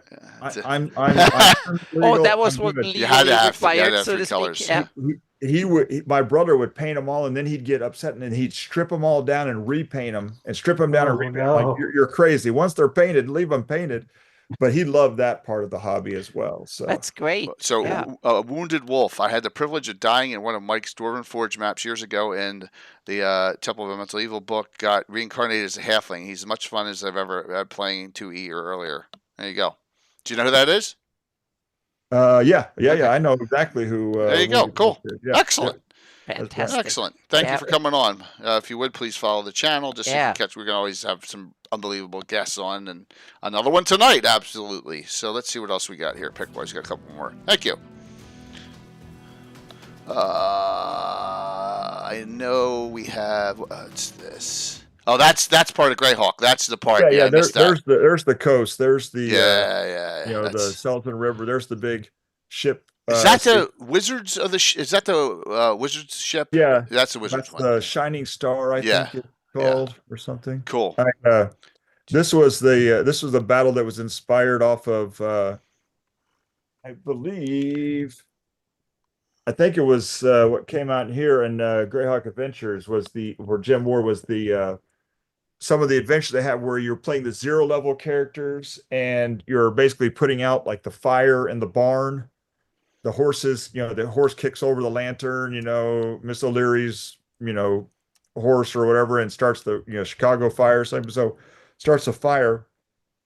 And, but it was all stuff that zero level characters could do. So I think that's what we were doing. We started out with zero level characters, but then I got them into getting on board this ship, and they were just roughhousing and having an issue there. So Looks like Andy Roper's on. oh, Shoot Andy sound. Andy was just on the picture at Yeah, absolutely. Another person, correct? oh yes. Yes, Yep. Andy, it's good to see you, man. I know we've met multiple times at GaryCon. Door unfortunately up for Hall of the Fire Giant King at GaryCon last year was nice as well. Playing with Errol in that game was a treat too. So Errol Otis played in that game too. Yeah. So Oh, that was last cool. year on the transition that Monday. It was the 18th, so it was the day that Jim passed. But we got the news. We were playing as a pickup game. I brought my Dwarven Forge up to Founders Legend and GaryCon, and so we were playing. I don't know if I gave you a picture of that one, but I got this one again. we were. Which one's Andy? Andy is that one second to the left, right Right here. there. Scott Neal, then Andy Roper's right there, right between Todd and Scott is Mr. Roper, Right between Todd. And right there, and then Andy is next over to on Todd's right. over there. in the row. Nope. Yep. You had him right Right there. here. Yep. Right Nice. there. Okay. That's Mr. Roper right I think there. Andy played in one of my games once too. Oh yeah. I think, man, a couple years back. I lose track of everyone, but it's good to see. Yeah, because we all sit together and have breakfast together every morning in frickin' the Yeah. club. All of us, right? It's I- like tradition. We have so much to talk about. We sit there and Yeah. gab in front of the fireplace, eating breakfast at Yeah. the club, and talking about campaigns. What's going on. But Until Andrew gets there and pulls you all away. yeah. Well, Go on. You got to get off to games. We all got to get off to Yeah. games or That's playing so games. awesome. I look forward to it every year. No, that was so that was last year. We did I did Hall of the Fire Giant King, Okay. and it was See what else I great got because here. Andy and several were playing in it. Eddie, Andy, Eddie Jonas, Scott, Neil, others were playing it, and but Errol Otis and Kelsey Dion played in it. Oh, cool. Well, from Shadow Dark fame, Mhm. with Kelsey. Yeah, and Kelsey's so awesome. Yeah. she is amazing. She is really Okay, awesome. Gary. So But, let's see. yeah. I got. This looks like a three-parter here. Maybe this is like. Is this out in the Sea of Dust? This one. Yeah, this was this is probably when it looked good. It was just I was trying to figure out what to build, so I built a whole city, an old Sewell Imperium, the capital city. Yep. And yeah, and then there might be a picture I sent you. I'd have to load it where it was in more. Yeah, there you go. So if you go from the first one to this one, you see how it goes from being Yeah. all nice and Into the kind of like ruins. those jade pieces into ruins. This is current year. This is 576, 580. As it's actually beneath the Sea of Dust. Again, that's one I stole maybe from Gary from his Sea of Death novel, Right. where Forgotten City was actually not above but below the Sea of Dust, as ash had built up over on top of it, made them Morlocks, and I think it had Illithids because yeah, there you go. Did you say Morlocks like from the Time Machine? Yeah, so the Morlocks were they're still a monster in there, so yeah. Very cool. Yeah, great stuff. This is who's DMing for you here in this picture? That's Errol. Oh, it's Errol. Oh my God, I didn't Yeah. realize that. Mm-hmm. That's Jeez. Errol. He is awesome. He's one of my favorite DMs. So many favorite artists, but I love his artwork. Something There's a about Gibby. his artwork back in the day, That's and my maybe it's favorite. just Right yeah. there, the Gibbering Mouther. There you go. The original Yeah. Gibbering Mouther. Yeah, I think from what Tomoa Cholan, Yep. Harold Johnson, and he, I think Harold was telling me that on the cover of the original monochromatic one, I guess, and they put it on the inside cover, there's that like bat-like creature breathing fire, and they said that the joke was that was nowhere in the adventure. we just wanted to freak people out, with that. Well, it's like which adventure is it? They have the Hydra on the back of it, and it's not in the adventure at all. Is that B1 or 2 or one of those? They he did that on the back cover of another one, a big Oh yeah, adventure. yeah, yeah. Isn't that one of the slave series? Yeah, it's yeah, I think it is. Maybe it's A1 or A2. Yeah, so Might be A3 or somebody yeah. saying B1 maybe. Here, Gary, Yeah. real quick, Gary, I'll show you Bonehill. this. Gary Bonehill, Julian's yeah. on. So there you go, Gary. Oh. There, that's what we're talking about. See, Bone Hill, and then this. So just real quick, we got some people hopping on late. So some Yeah. really big things. So Mm-hmm. yeah, Mr. X to those who haven't read. I love Mr. X. I do it all the time. I did one on my adventure Saturday. All right, so that's Errol. What was he running? He runs his own. He runs all his own campaigns, and this is what he's been doing about 3 or 4 years now at GaryCon, where he is running. You're playing the monsters basically. So there, he's got, one of you is a water elemental, one is a ogre mage, one is It's a a bit like a reverse dungeon kind of yeah, thing. but yeah? you actually were working for this pellucid brain, and this was Oh. it was trying to empower. It's monster empowerment. Mhm. Basically, we got to fight parties of adventurers, from time to time and stuff. Mhm. And but he's good. And sneak peek, you see in that picture right there to my left with the orange red hair, that's Elise Teague. Yeah, this right? Tiggs right here. Yeah. Yeah. Mm-hmm. So just saying, that's Yeah. you Errol got to come also to GaryCon, guys. Yeah, There's yeah, so Errol many also- people. Yeah, he also ran Tower Gygax. Yeah. Yes, Mhm. yeah. And for the record, I was in a game where I have stamped somewhere over here my character sheet where Oh, you survived Anna? No, I did No? not survive. Oh. She killed me. You're the only one that survived, I believe. Oh, you mean Yes. the first year? Oh yeah, yeah. Oh, yeah. we were in that. Yeah. Okay, that's Yeah, yeah. I was gonna say, of course. Yeah. Oh, see now Curtis is gonna get on me in chat. He hasn't talked Yeah. about that in ages. Now you're bringing that back up. But that was That great. was funny. I had yeah. a blast. I had a blast Thank you, Michael. DMing That was Tower a this year yeah. too. I had so much fun running it. Earl was a Tower Guy X machine, and then Yeah. Mhm. So that's cool. So all right. So see, look, dude, we're already 3/4 of the way through this. I told you it would blow by real Yeah. quick. Yeah, we're just having fun talking. So Well, I just pray that this episode 291 is not the lowest rated one. No, Legend. no, this will no, be no, inspiring as heck no, for a lot of people not- to see no. this. Yeah. Mhm. Do not worry about that. We got 130 people watching. Yeah. RDH Clark says, "Hey, Mike." Oh, that's my brother. That's Rick. That's Okay. So Zachary was on it. There's my other brother Rick, and Oh, there's cool. Andrew Perry, Webb Perry. There's the Yeah. Harper. That's Andrew Scott Perry. Yeah. Andrew, you're Hello. all watching a show. Oh my gosh, man, that is so awesome, dude. Mhm. It's good to see you. So we're having fun talking a lot of things. So why don't we take some questions from the audience or commentary from the audience on experiences you've had with Michael, because we've had some Yeah. from Let me ask a little Yeah, bit please. about play style and stuff. Yeah, Do please you do. run like a West Marches style? Do you run like you have a scenario and you follow the plot line, or is it a very open sandboxy or and stuff like that? Meaning, what's your take on that? Sure.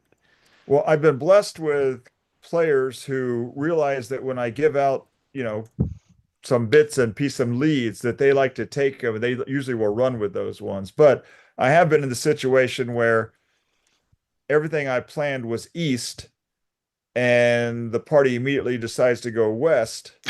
all the Yeah. time. And Mhm. so all I do then is, well, you know what? Maybe the fort is in the west now. Ah, you smart. You So I do have it to there. I have Yeah. to be a little bit mobile, but Yeah. I mean, again, I've got, a wall of modules here. I've got even with Pathfinder, it came out, all their adventure paths they had. I mean, Mhm. there's so much material that's Yeah. out there. There's new material, and I get new material, whether it's Shadow Dark or DCC or whatever. I just get new material, not because I need a new system, because my brain just can't handle very many new systems, but sometimes the material alone is just worth its weight in gold of Mhm. just new source material to Yeah. run and play with. But I mean, to answer, I've just always been a fan of the classic adventures and modules, and I've been Yeah. blessed that over time I have had enough, whatever turnover in players or Yeah, there's always been or a good reason to run them again, so to to speak, run later. something again. Yeah. And so now it's like, oh, and then there's the next generation, or there's conventions, Yeah. and people love the nostalgia, and Hmm. so that's what I like. Yeah. And with Greyhawk, it's definitely a viable way of running your Greyhawk campaign to run these classics and stuff. Right. Yeah. So Wounded Wolf said, Mike talked before DCC influence how you want to introduce character selection to players in your game. What is everyone's take on DCC and how it might have influenced things for you? So, what are your thoughts on that there? For me, Yeah, sure. I mean, DCC is just I don't have a lot of like game structure itself is I mean, just so rolling up of all the different charts. It reminds me of some of the old systems where you would just like Traveler or Traveler, I something. was just gonna say you die before you even Yeah, start. you age out before you, but just Yeah. get Mhm. all the cool stuff that you have. I mean, Yeah. and a lot of mine, Errol was running DCC as he does a lot of the Oh. artwork for it. He was Mhm. running that Oh. for several years, where he kind of went back to AD&D, and that's where I got a lot of my experience was playing in some of his games with him.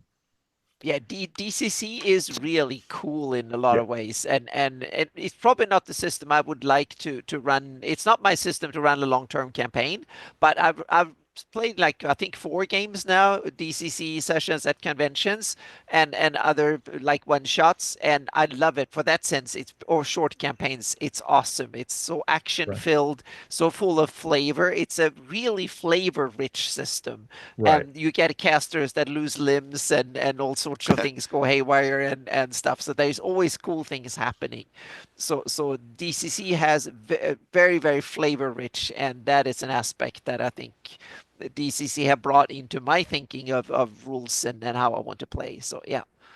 So DCC's Dungeon Crawl Classics Iron Chef. TARP is Michael's It's the from Texas Texas. Yeah. Southwest Association Role Players. Yeah, We're under WARP, which is yeah, the yeah, Wilmette Association, or sometimes Andrew will say it's the World yeah. Association. Yeah. Webb Perry, who was just on, he said his 10 minutes were up, which I appreciate the 10 minutes, really. Yeah. That's Andrew Scott Perry, and that's his warp going back to 78. That's the oldest guild in existence for campaigning in Greyhawk and stuff. It's just, and all the things that he does. It's a lot based on oh my gosh, my brain just shut off. Expedition to Barrier Peaks, but on a different level. Yeah, so I had a nice talk last year, Michael, with Andrew about how Gary confirmed that like Starship Warden, like that's a piece of Starship Warden, according to Right. what he said, which was a really neat conversation because I know Starship Warden from Troller Games is freaking huge. Yeah. That is Oh yeah. so big. So Well, I like, I always tell everybody it's your game. yep, TSR, Troll Lore Games, Wizards, whoever, they publish it, but after that, you take it and you run with it. yep, But I was always concerned about how he said certain things. And so some of the questions I did ask Gary in the past were like, okay, we always say Dro. And he said, well, it's Drow. I'm like, okay. Mhm. So I changed the way I said it. So from then on, I said Drow. Um, the weirdest one that I really can't adapt to what Gary said, I said, okay, how do you say IUZ? ooze, How do you say that name? And as I say IUZ, and he says, ooze. it's use, like use guys. And then No, no. I don't That's like Gary. that either. Well, Eels Linda or Kafka ooze, said yeah. I ooze. That's what yeah, he said. I Yeah. know Linda, but then even Yeah. Frank Mincer later on said, yeah, it's like a guy from Brooklyn. Hey, use guys. And I said, uh, I think Gary was trying to be cute, but I want it Yeah. to be. This is It's like oith. I don't like oith. It's, yeah. it's like you're one of like the Bowery Boys or somebody Right. in Brooklyn or something. No offense to anybody in Brooklyn, but I want a little bit more gravitas to my my main villain. You asked Yeah. earlier, Ayuz is probably one of my most main reoccurring villains, which is Cool. why what's going to happen here in 582 for my Yeah. unsuspecting players is going to be pretty fun. Yeah, that would cool. You need to write a blog post or something about your take on Ayu's organization, his top henchmen, and your take on the Boneheart and Boneheart, stuff like that. Yeah, yeah. Well, they've got agents of the Boneheart out. You know, they have one of the swords of Karusk, like I told you, and so yeah. That's cool. they've the Urzen orcs. They're you know, those are the orcs. You know, well, you know Urzen, just north between Hmm. Blackmore and Ayuz. Um, Up in they the actually Howling Hills. yeah, Yep. and they just came up north, and they're in that tundra area between the Bernil Forest and the land of Black Ice. And one of the NPCs is an Uldra. You know, the Uldra came out way back Dungeon Dragon. in the Dragon magazine, and I don't use They're the lawn more later gnomes. Wizards ones where they're blue skinned. I use the conical gnome. Yeah, You know, like that with the the beards, the that's conical funny. It's red hat. You're the That's- first that's- person I've ever heard that use them as PCs, man. That is awesome. Yeah, well, I was was talking with Anna the other day at a GaryCon about, remember I was trying to get, I try and go with, Swiss, Germanic, Norwegian, Swedish type names. So like, okay, Cold Spear, Cold Spot, I just try and Google, how different, European, Northern European, and Scandinavian, countries. Because I'm using their language for the Sul barbarians. Yeah, yeah. just, I think it's perfect because the Sul use that. You have the Jarls and both the giants and the cold tongue seem to Yeah. be Germanic, Scandinavian kind of in vibe. So that makes perfect sense. Yeah. right. Yeah, so Which is kind of interesting. Oh, sorry. No, go I ahead, was Anna. just Go going ahead. to tell No, go because ahead. that makes an interesting connection. You can go back. What about the Cold Tongue and the Giants had something that happened 2,000 or 3,000 years Right. ago that made their linguistic kind of something is there back in Greyhawk history that means that both the Giants and the Cold Tongue are based on are similar, so to speak. That's something you can use like a thread and say that they interacted, they one enslaved the other, Right. or they had an alliance or whatever. Something back in the history there is connecting them, and that's something that I want to kind of build upon for a future campaign or something. Sure. And they're both about to get riled up. Like I said, 582, they're both, the Giants Yeah. back east or west, and then the barbarians in the north are all about to get riled up in my world. So You're gonna have a Cool. lot of options Yeah. for adventures, Mhm. man, in that Yeah. time frame. And like I said, you can use as little of it as you want or as much, and then because like living Greyhawk, it is what it is. It's that era. It's a lot of people are just wiped it clean and moved past it or used bits and pieces of it. It's just there's so much that gets very murky after From the Ashes. Wooden Yeah. Wolf did ask this question, which is really good. With the latest edition of D&D turning back to Greyhawk, what are some things you hope newer hobbyists get to exposure that made Greyhawk special to use guys, which I used there. So yeah. good one, Brent. Yeah, good one. Yeah, he's a smart guy. Yeah.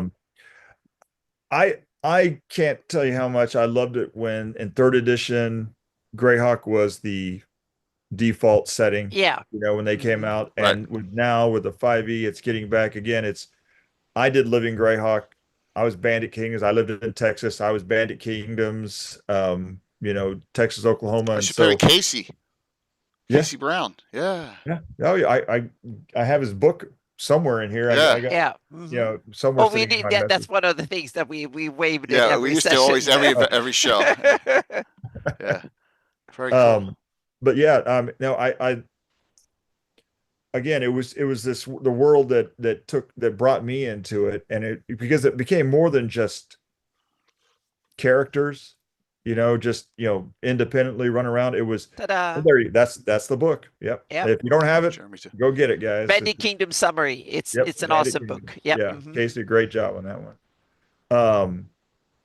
But I just think that Greyhawk has so much to offer. We've seen so much of the realms from movies to novels to everything. And again, and that's Ed made a wonderful world, and so many authors and creative people have ran with it. But Gary's original, World of Greyhawk was it was just open. Like I said earlier, that's one of the things that Keith Baker and I were talking about was we want even these guys are creative. Yes, they want to fill up their worlds, but they want players and DMs and others to fill their world up with these stories, because Turk doesn't mean anything to most people out there, but he means a lot to me. He's my Mordenkainen, he's my Yeah. Tenth, Oh he's my my God, yeah. Elminster, Yeah.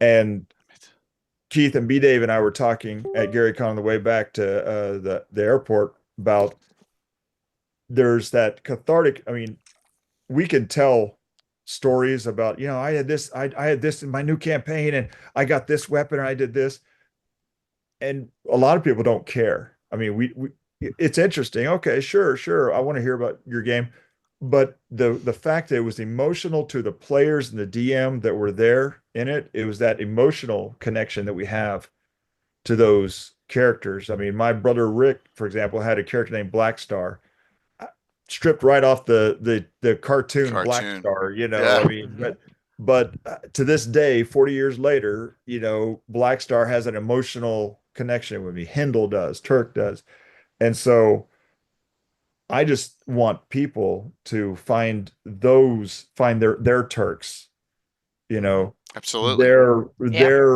their place in the world. And I don't care what time period. You can be 576, 599, whatever, just Greyhawk is a great sandbox world to do it in, and just explore it, make it yours.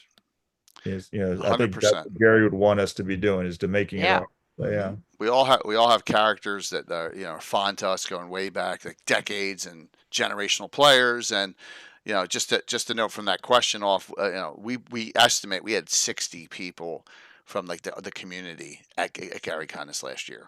Yeah. It was about six. I mean, everyone, just Yeah. did a lot of things Greyhawk- together. It was just so wonderful this year, and I imagine we'll just keep it rolling. We got a lot to do though to keep things going. And I have a project that's been on hold because of my health with Luke Gygax, but we're going to get that kicked back up shortly.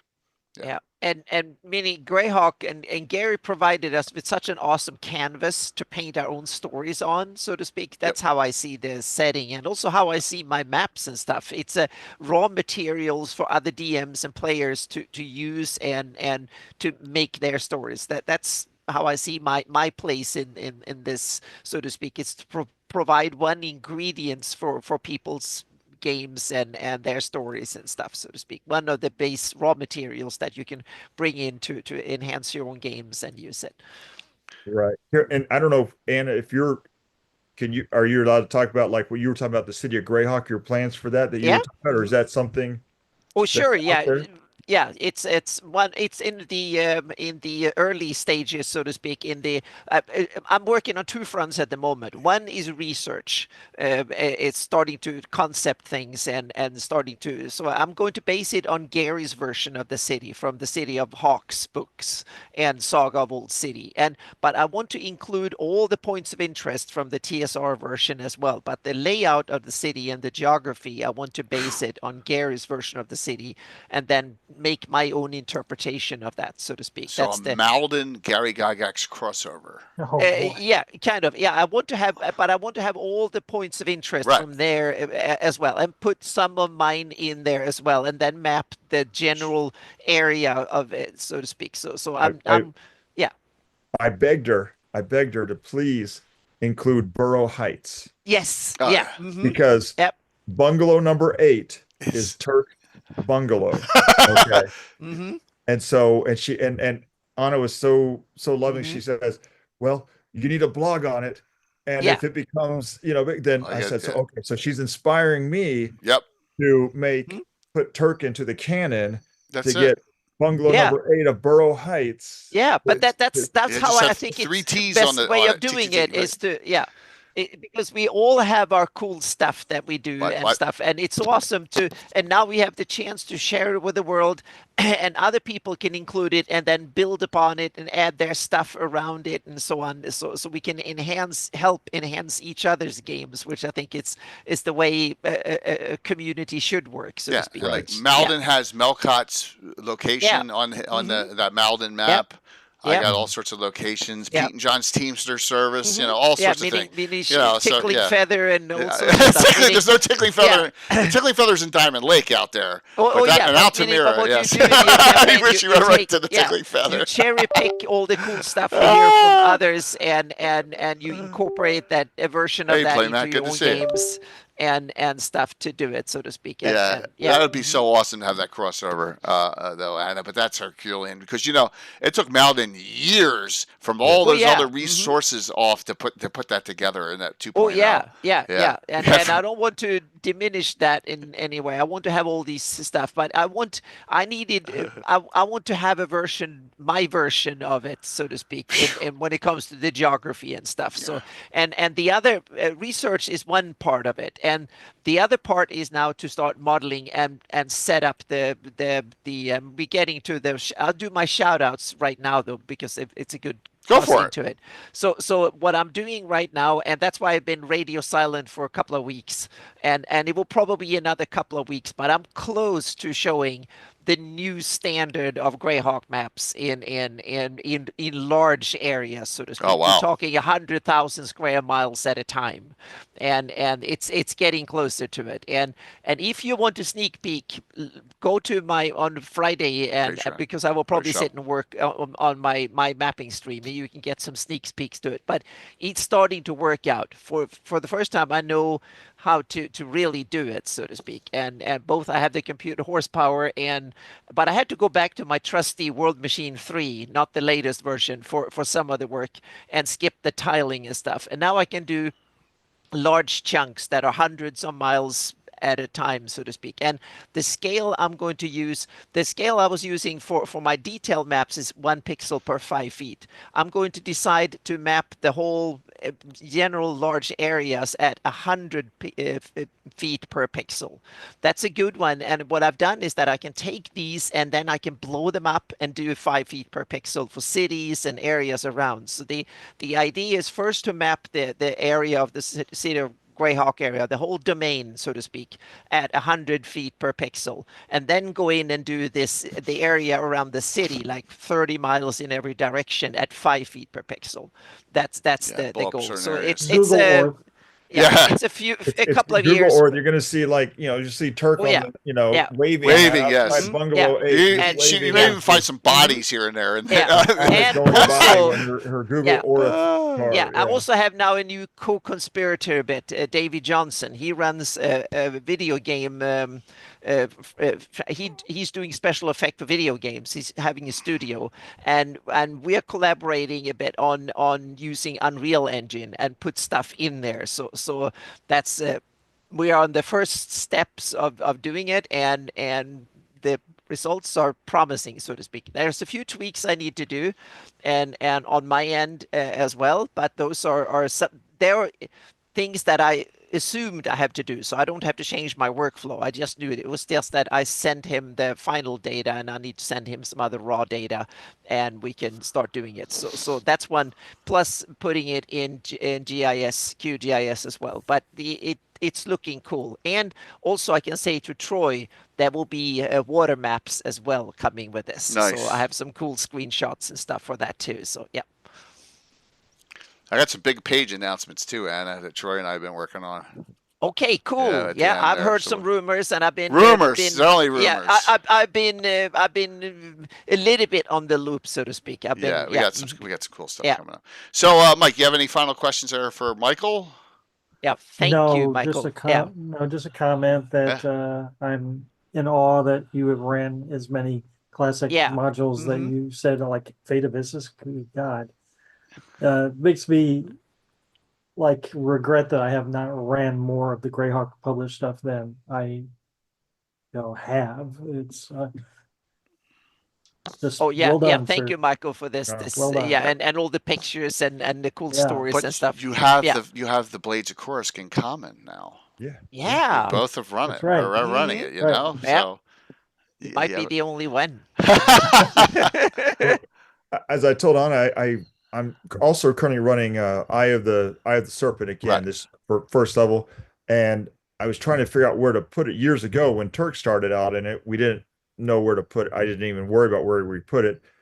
But now I'm kind of thinking I was thinking again that kind of lower, Ulick state somewhere down there on the coast, but then somebody had put it up near the entrance to the Valley of the Mage up in the Barrier Peaks, and I really liked that because it was so isolated Mm. and out of the open, out of the out of the way. Because and that's another one to Mike's point that I have never run is Valley of the Mage. That one I just never found a way to kind of It's not good. put that into It's my stuff. I It's a use it good for source setting. material. Good setting with a bad adventure, a bunch of necromancers running around for no reason. You Yeah. know, so but it's Rick Miller's doing Carthon has done a complete revamp of it. Yeah. On some shows he's done the Veil of the Mage. That's one of his pet things he's done. But Well, it was good intentioned. Yeah. But Well, and I saw Sequestra go, and basically the last thing, I mean, I appreciate you guys even, asking me course. to come on, Jay, yeah, but of course. I mean, with Yeah. Greyhawk, people say, well, it's nostalgia, but it's a tabula rosa. It just do what you want. If you don't want to do Greyhawk Wars, don't do Greyhawk Wars. If you, Exactly. whatever year you want to. I mean, again, Time to Gary stand gave us, again. like we said, one paragraph Mhm. of a whole nation. Yeah. Yeah. Run with it. Just Mhm. take that and go with it and make it yours. And that's where I've fallen in love with it, is just Yeah. just making it mine. I mean, who knows what's at the bottom of the near div, who even knows how to pronounce it? If you pronounce it right or you Exactly. We're pronounce not it so right. pronounce Grand Duchy of Geoff. Jeff. Yeah. Yeah. Is it Jeff? Is it Geoff? What is it? Mhm. I mean, so make it your world. I kind of like the fact that Isle of Dread has gone from, the known worlds where it was in the original map down there south of the Amito jungle, Mhm. where Paizo put it earlier. And so Yeah. Gary Holian's got to be loving that. Yeah. So Curtis Cable in chat is saying, Michael, you should run a Tower of Gygax next year. It's only 2 hours. You should. Mm-hmm. There you go. We'll put the 2 and 2 together there and see if we can make that happen because it's so much fun. I brought out Murlocs and I just killed everyone with freaking WoW creatures. I had one set of goats this year. Yeah, so, the zombie goats and all I bring sorts. in the tougher goats Yeah. next year. So Yes. just forewarned everyone about them. So. Michael, anything else you'd like to shout out or say? I know you have if you don't want to talk about you do have a restaurant, right, in the Dallas area? Yeah. I mean, the only other things, I have, so like I said, I'm from Dallas Fort Worth. And from 92 to 94, I was over in Japan. I speak Japanese. Wow. That's one of those, if you ever tried a question, one thing, I'm fluent in Japanese. My wife's from Japan, but I met her here in Dallas. I didn't meet her in Japan. That's one of the weird things. I met her in North Dallas and not over there. We've been married for 38 years. Excuse me. Oh, now I'm gonna get in trouble. Yeah, not that long. Can't be that long because I'm not that old. I'm 29 this year. Yeah, Michael, so don't worry 30, about it. 30. Let's see, is it 97? So whatever that is, 28. 28. A Yeah, lot of awesome I was years. 96 Yeah. or 97. Yeah. All right. My brain skipped a decade, but so yeah, after I graduated school, I worked for a Sonic drive-in. That Sonic drive-ins, you pull in, order from the speaker, the car hops brings back. I've done that once. It was a cool experience. Yep. Yeah. It's kind of like a couple of weeks ago, A&Ws my and- first Sonic experience. Yep. Yeah, they came out of Oklahoma, but I worked for a franchisee for them for 26 years, and then as part of the job, was told by my boss to go out and look for other brands, and I reached out to some brands that were in Japan that they were saying that they weren't franchising in the U.S. just yet, but pre-COVID, there's one brand, this Kokuichi Banya, which is a Japanese curry restaurant. They reached out to me and they said that, hey, we're looking at maybe starting to franchise. Are you interested? I said I was, took to my boss. He wasn't as much. And so I said, well, I'll do it on my own. And so to Jay's point, I opened up my first restaurant back in September of 23. Nice. And I got 2 more under construction right now. Oh, wow. Awesome. In the DFW area. And then hopefully next year we'll be looking down to move down to Houston and San Antonio and just building my curry empire so I can satiate my dwarven forge and miniature and the convention hopping lifestyle. So that's fantastic. And what's the name of the name one more time? Coco Ichibanya. Here, okay. Yeah, please put it in chat. So if anyone's in the Dallas area, there you go. Check it out. There you go.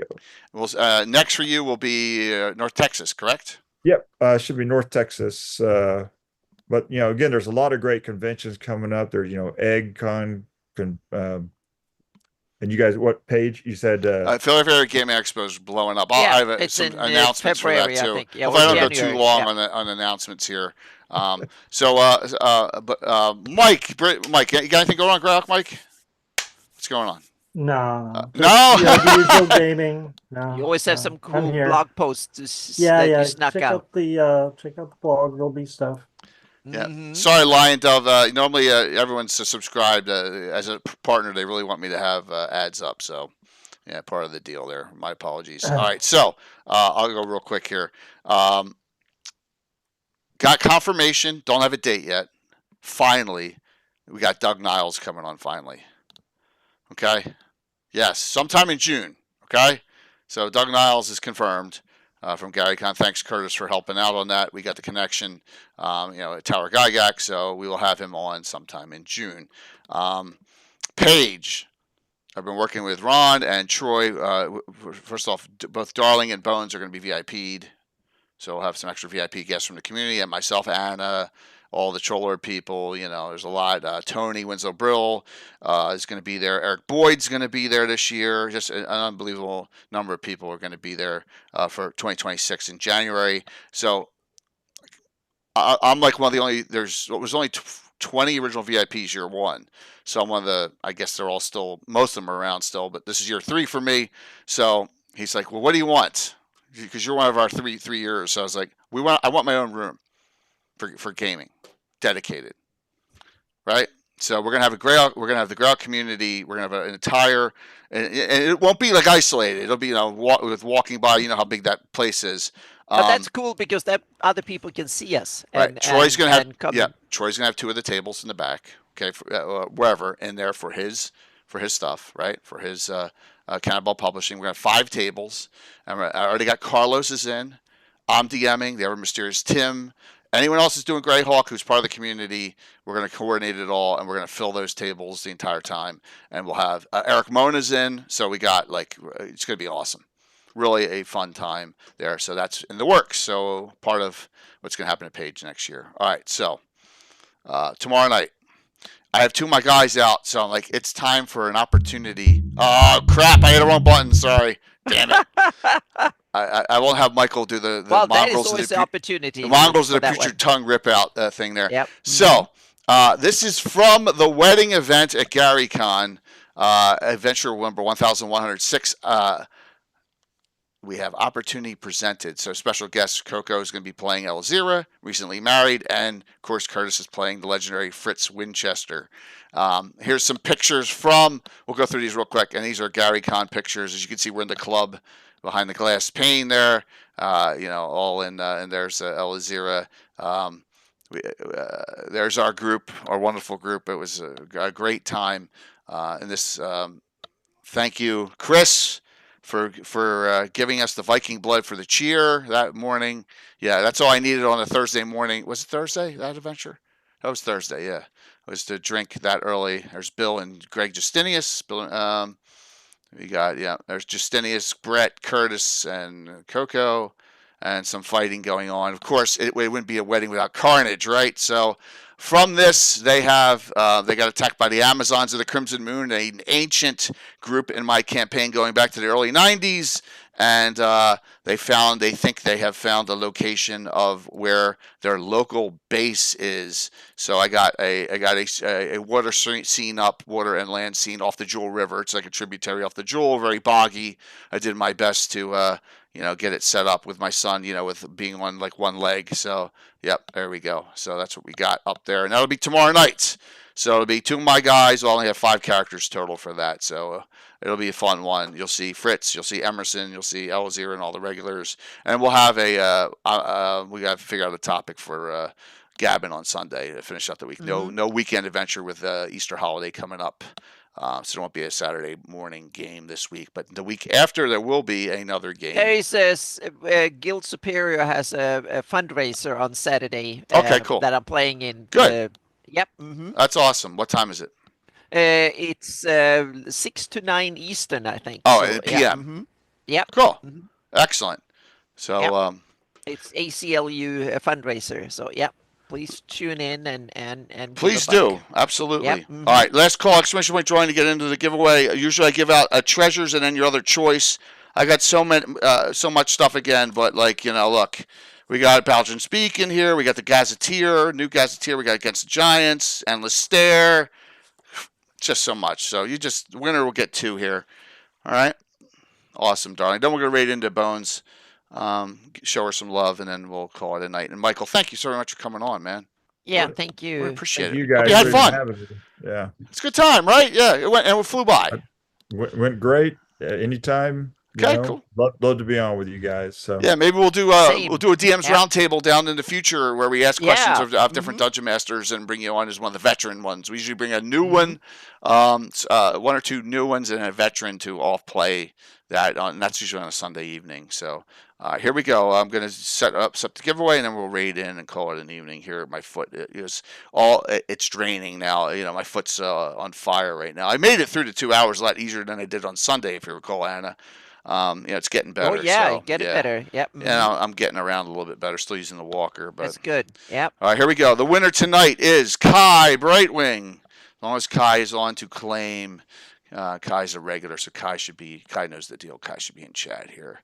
Let me just make sure. I don't see. He's on. Kai's in VIP. Right, that's why. Okay, there you go. Awesome. All right. Yep. So Kai, get your choice of 2. Get with me, via Discord or whispering here. I probably won't send them out till Friday because I'm not leaving the house tomorrow. I'm working from home. I didn't take this ability, guys. Am I freaking insane? I must be insane. Everyone's like, what are you doing? A little bit. I feel like I owe it to my company. I work that was before the surgery. You were already a little bit. Yeah, exactly. At least I didn't run anyone over. I really would have felt better if I really hit someone and hurt someone at GaryCon, but I didn't. I had a couple close calls, but Well, you with chairs and stuff in the way. I know going around corners and stuff. And those slopes going from the 1 building all the way to the 4 building, those slopes are deadly, man. If you turn wrong, yeah. So, I always want to get Jay and Tim in a race. That would have been funny. So, all right, let me hit a wrong button here and get us over to Bones. And thank you all for such great support tonight. Thank you for the raids from Mike Disney and Darling and Creep Show in particular. Really appreciate it. And we'll see you all tomorrow night, 7:30. We'll just go. My guess is we're not going anywhere near 11 o'clock. My guess is 10:30, 10:45. We're done tomorrow night. Just a feeling. All right. So we'll see you all tomorrow night. Everyone have a good one. Michael, thank you. Michael, Greyhawk, Mike, thanks. And Anna, thank you. Jay's looking for the right button to hit here. Here we go. All right. Have a great night, everyone. Thank you all for the support. Really appreciate it. Let me set the raid up here. Raid into Bones here.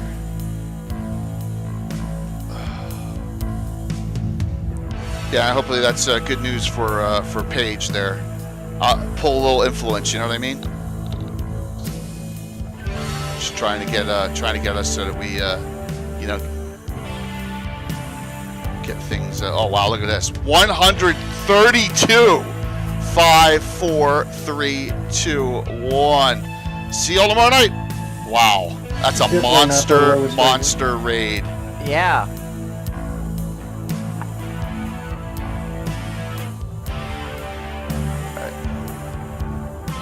That was a monster.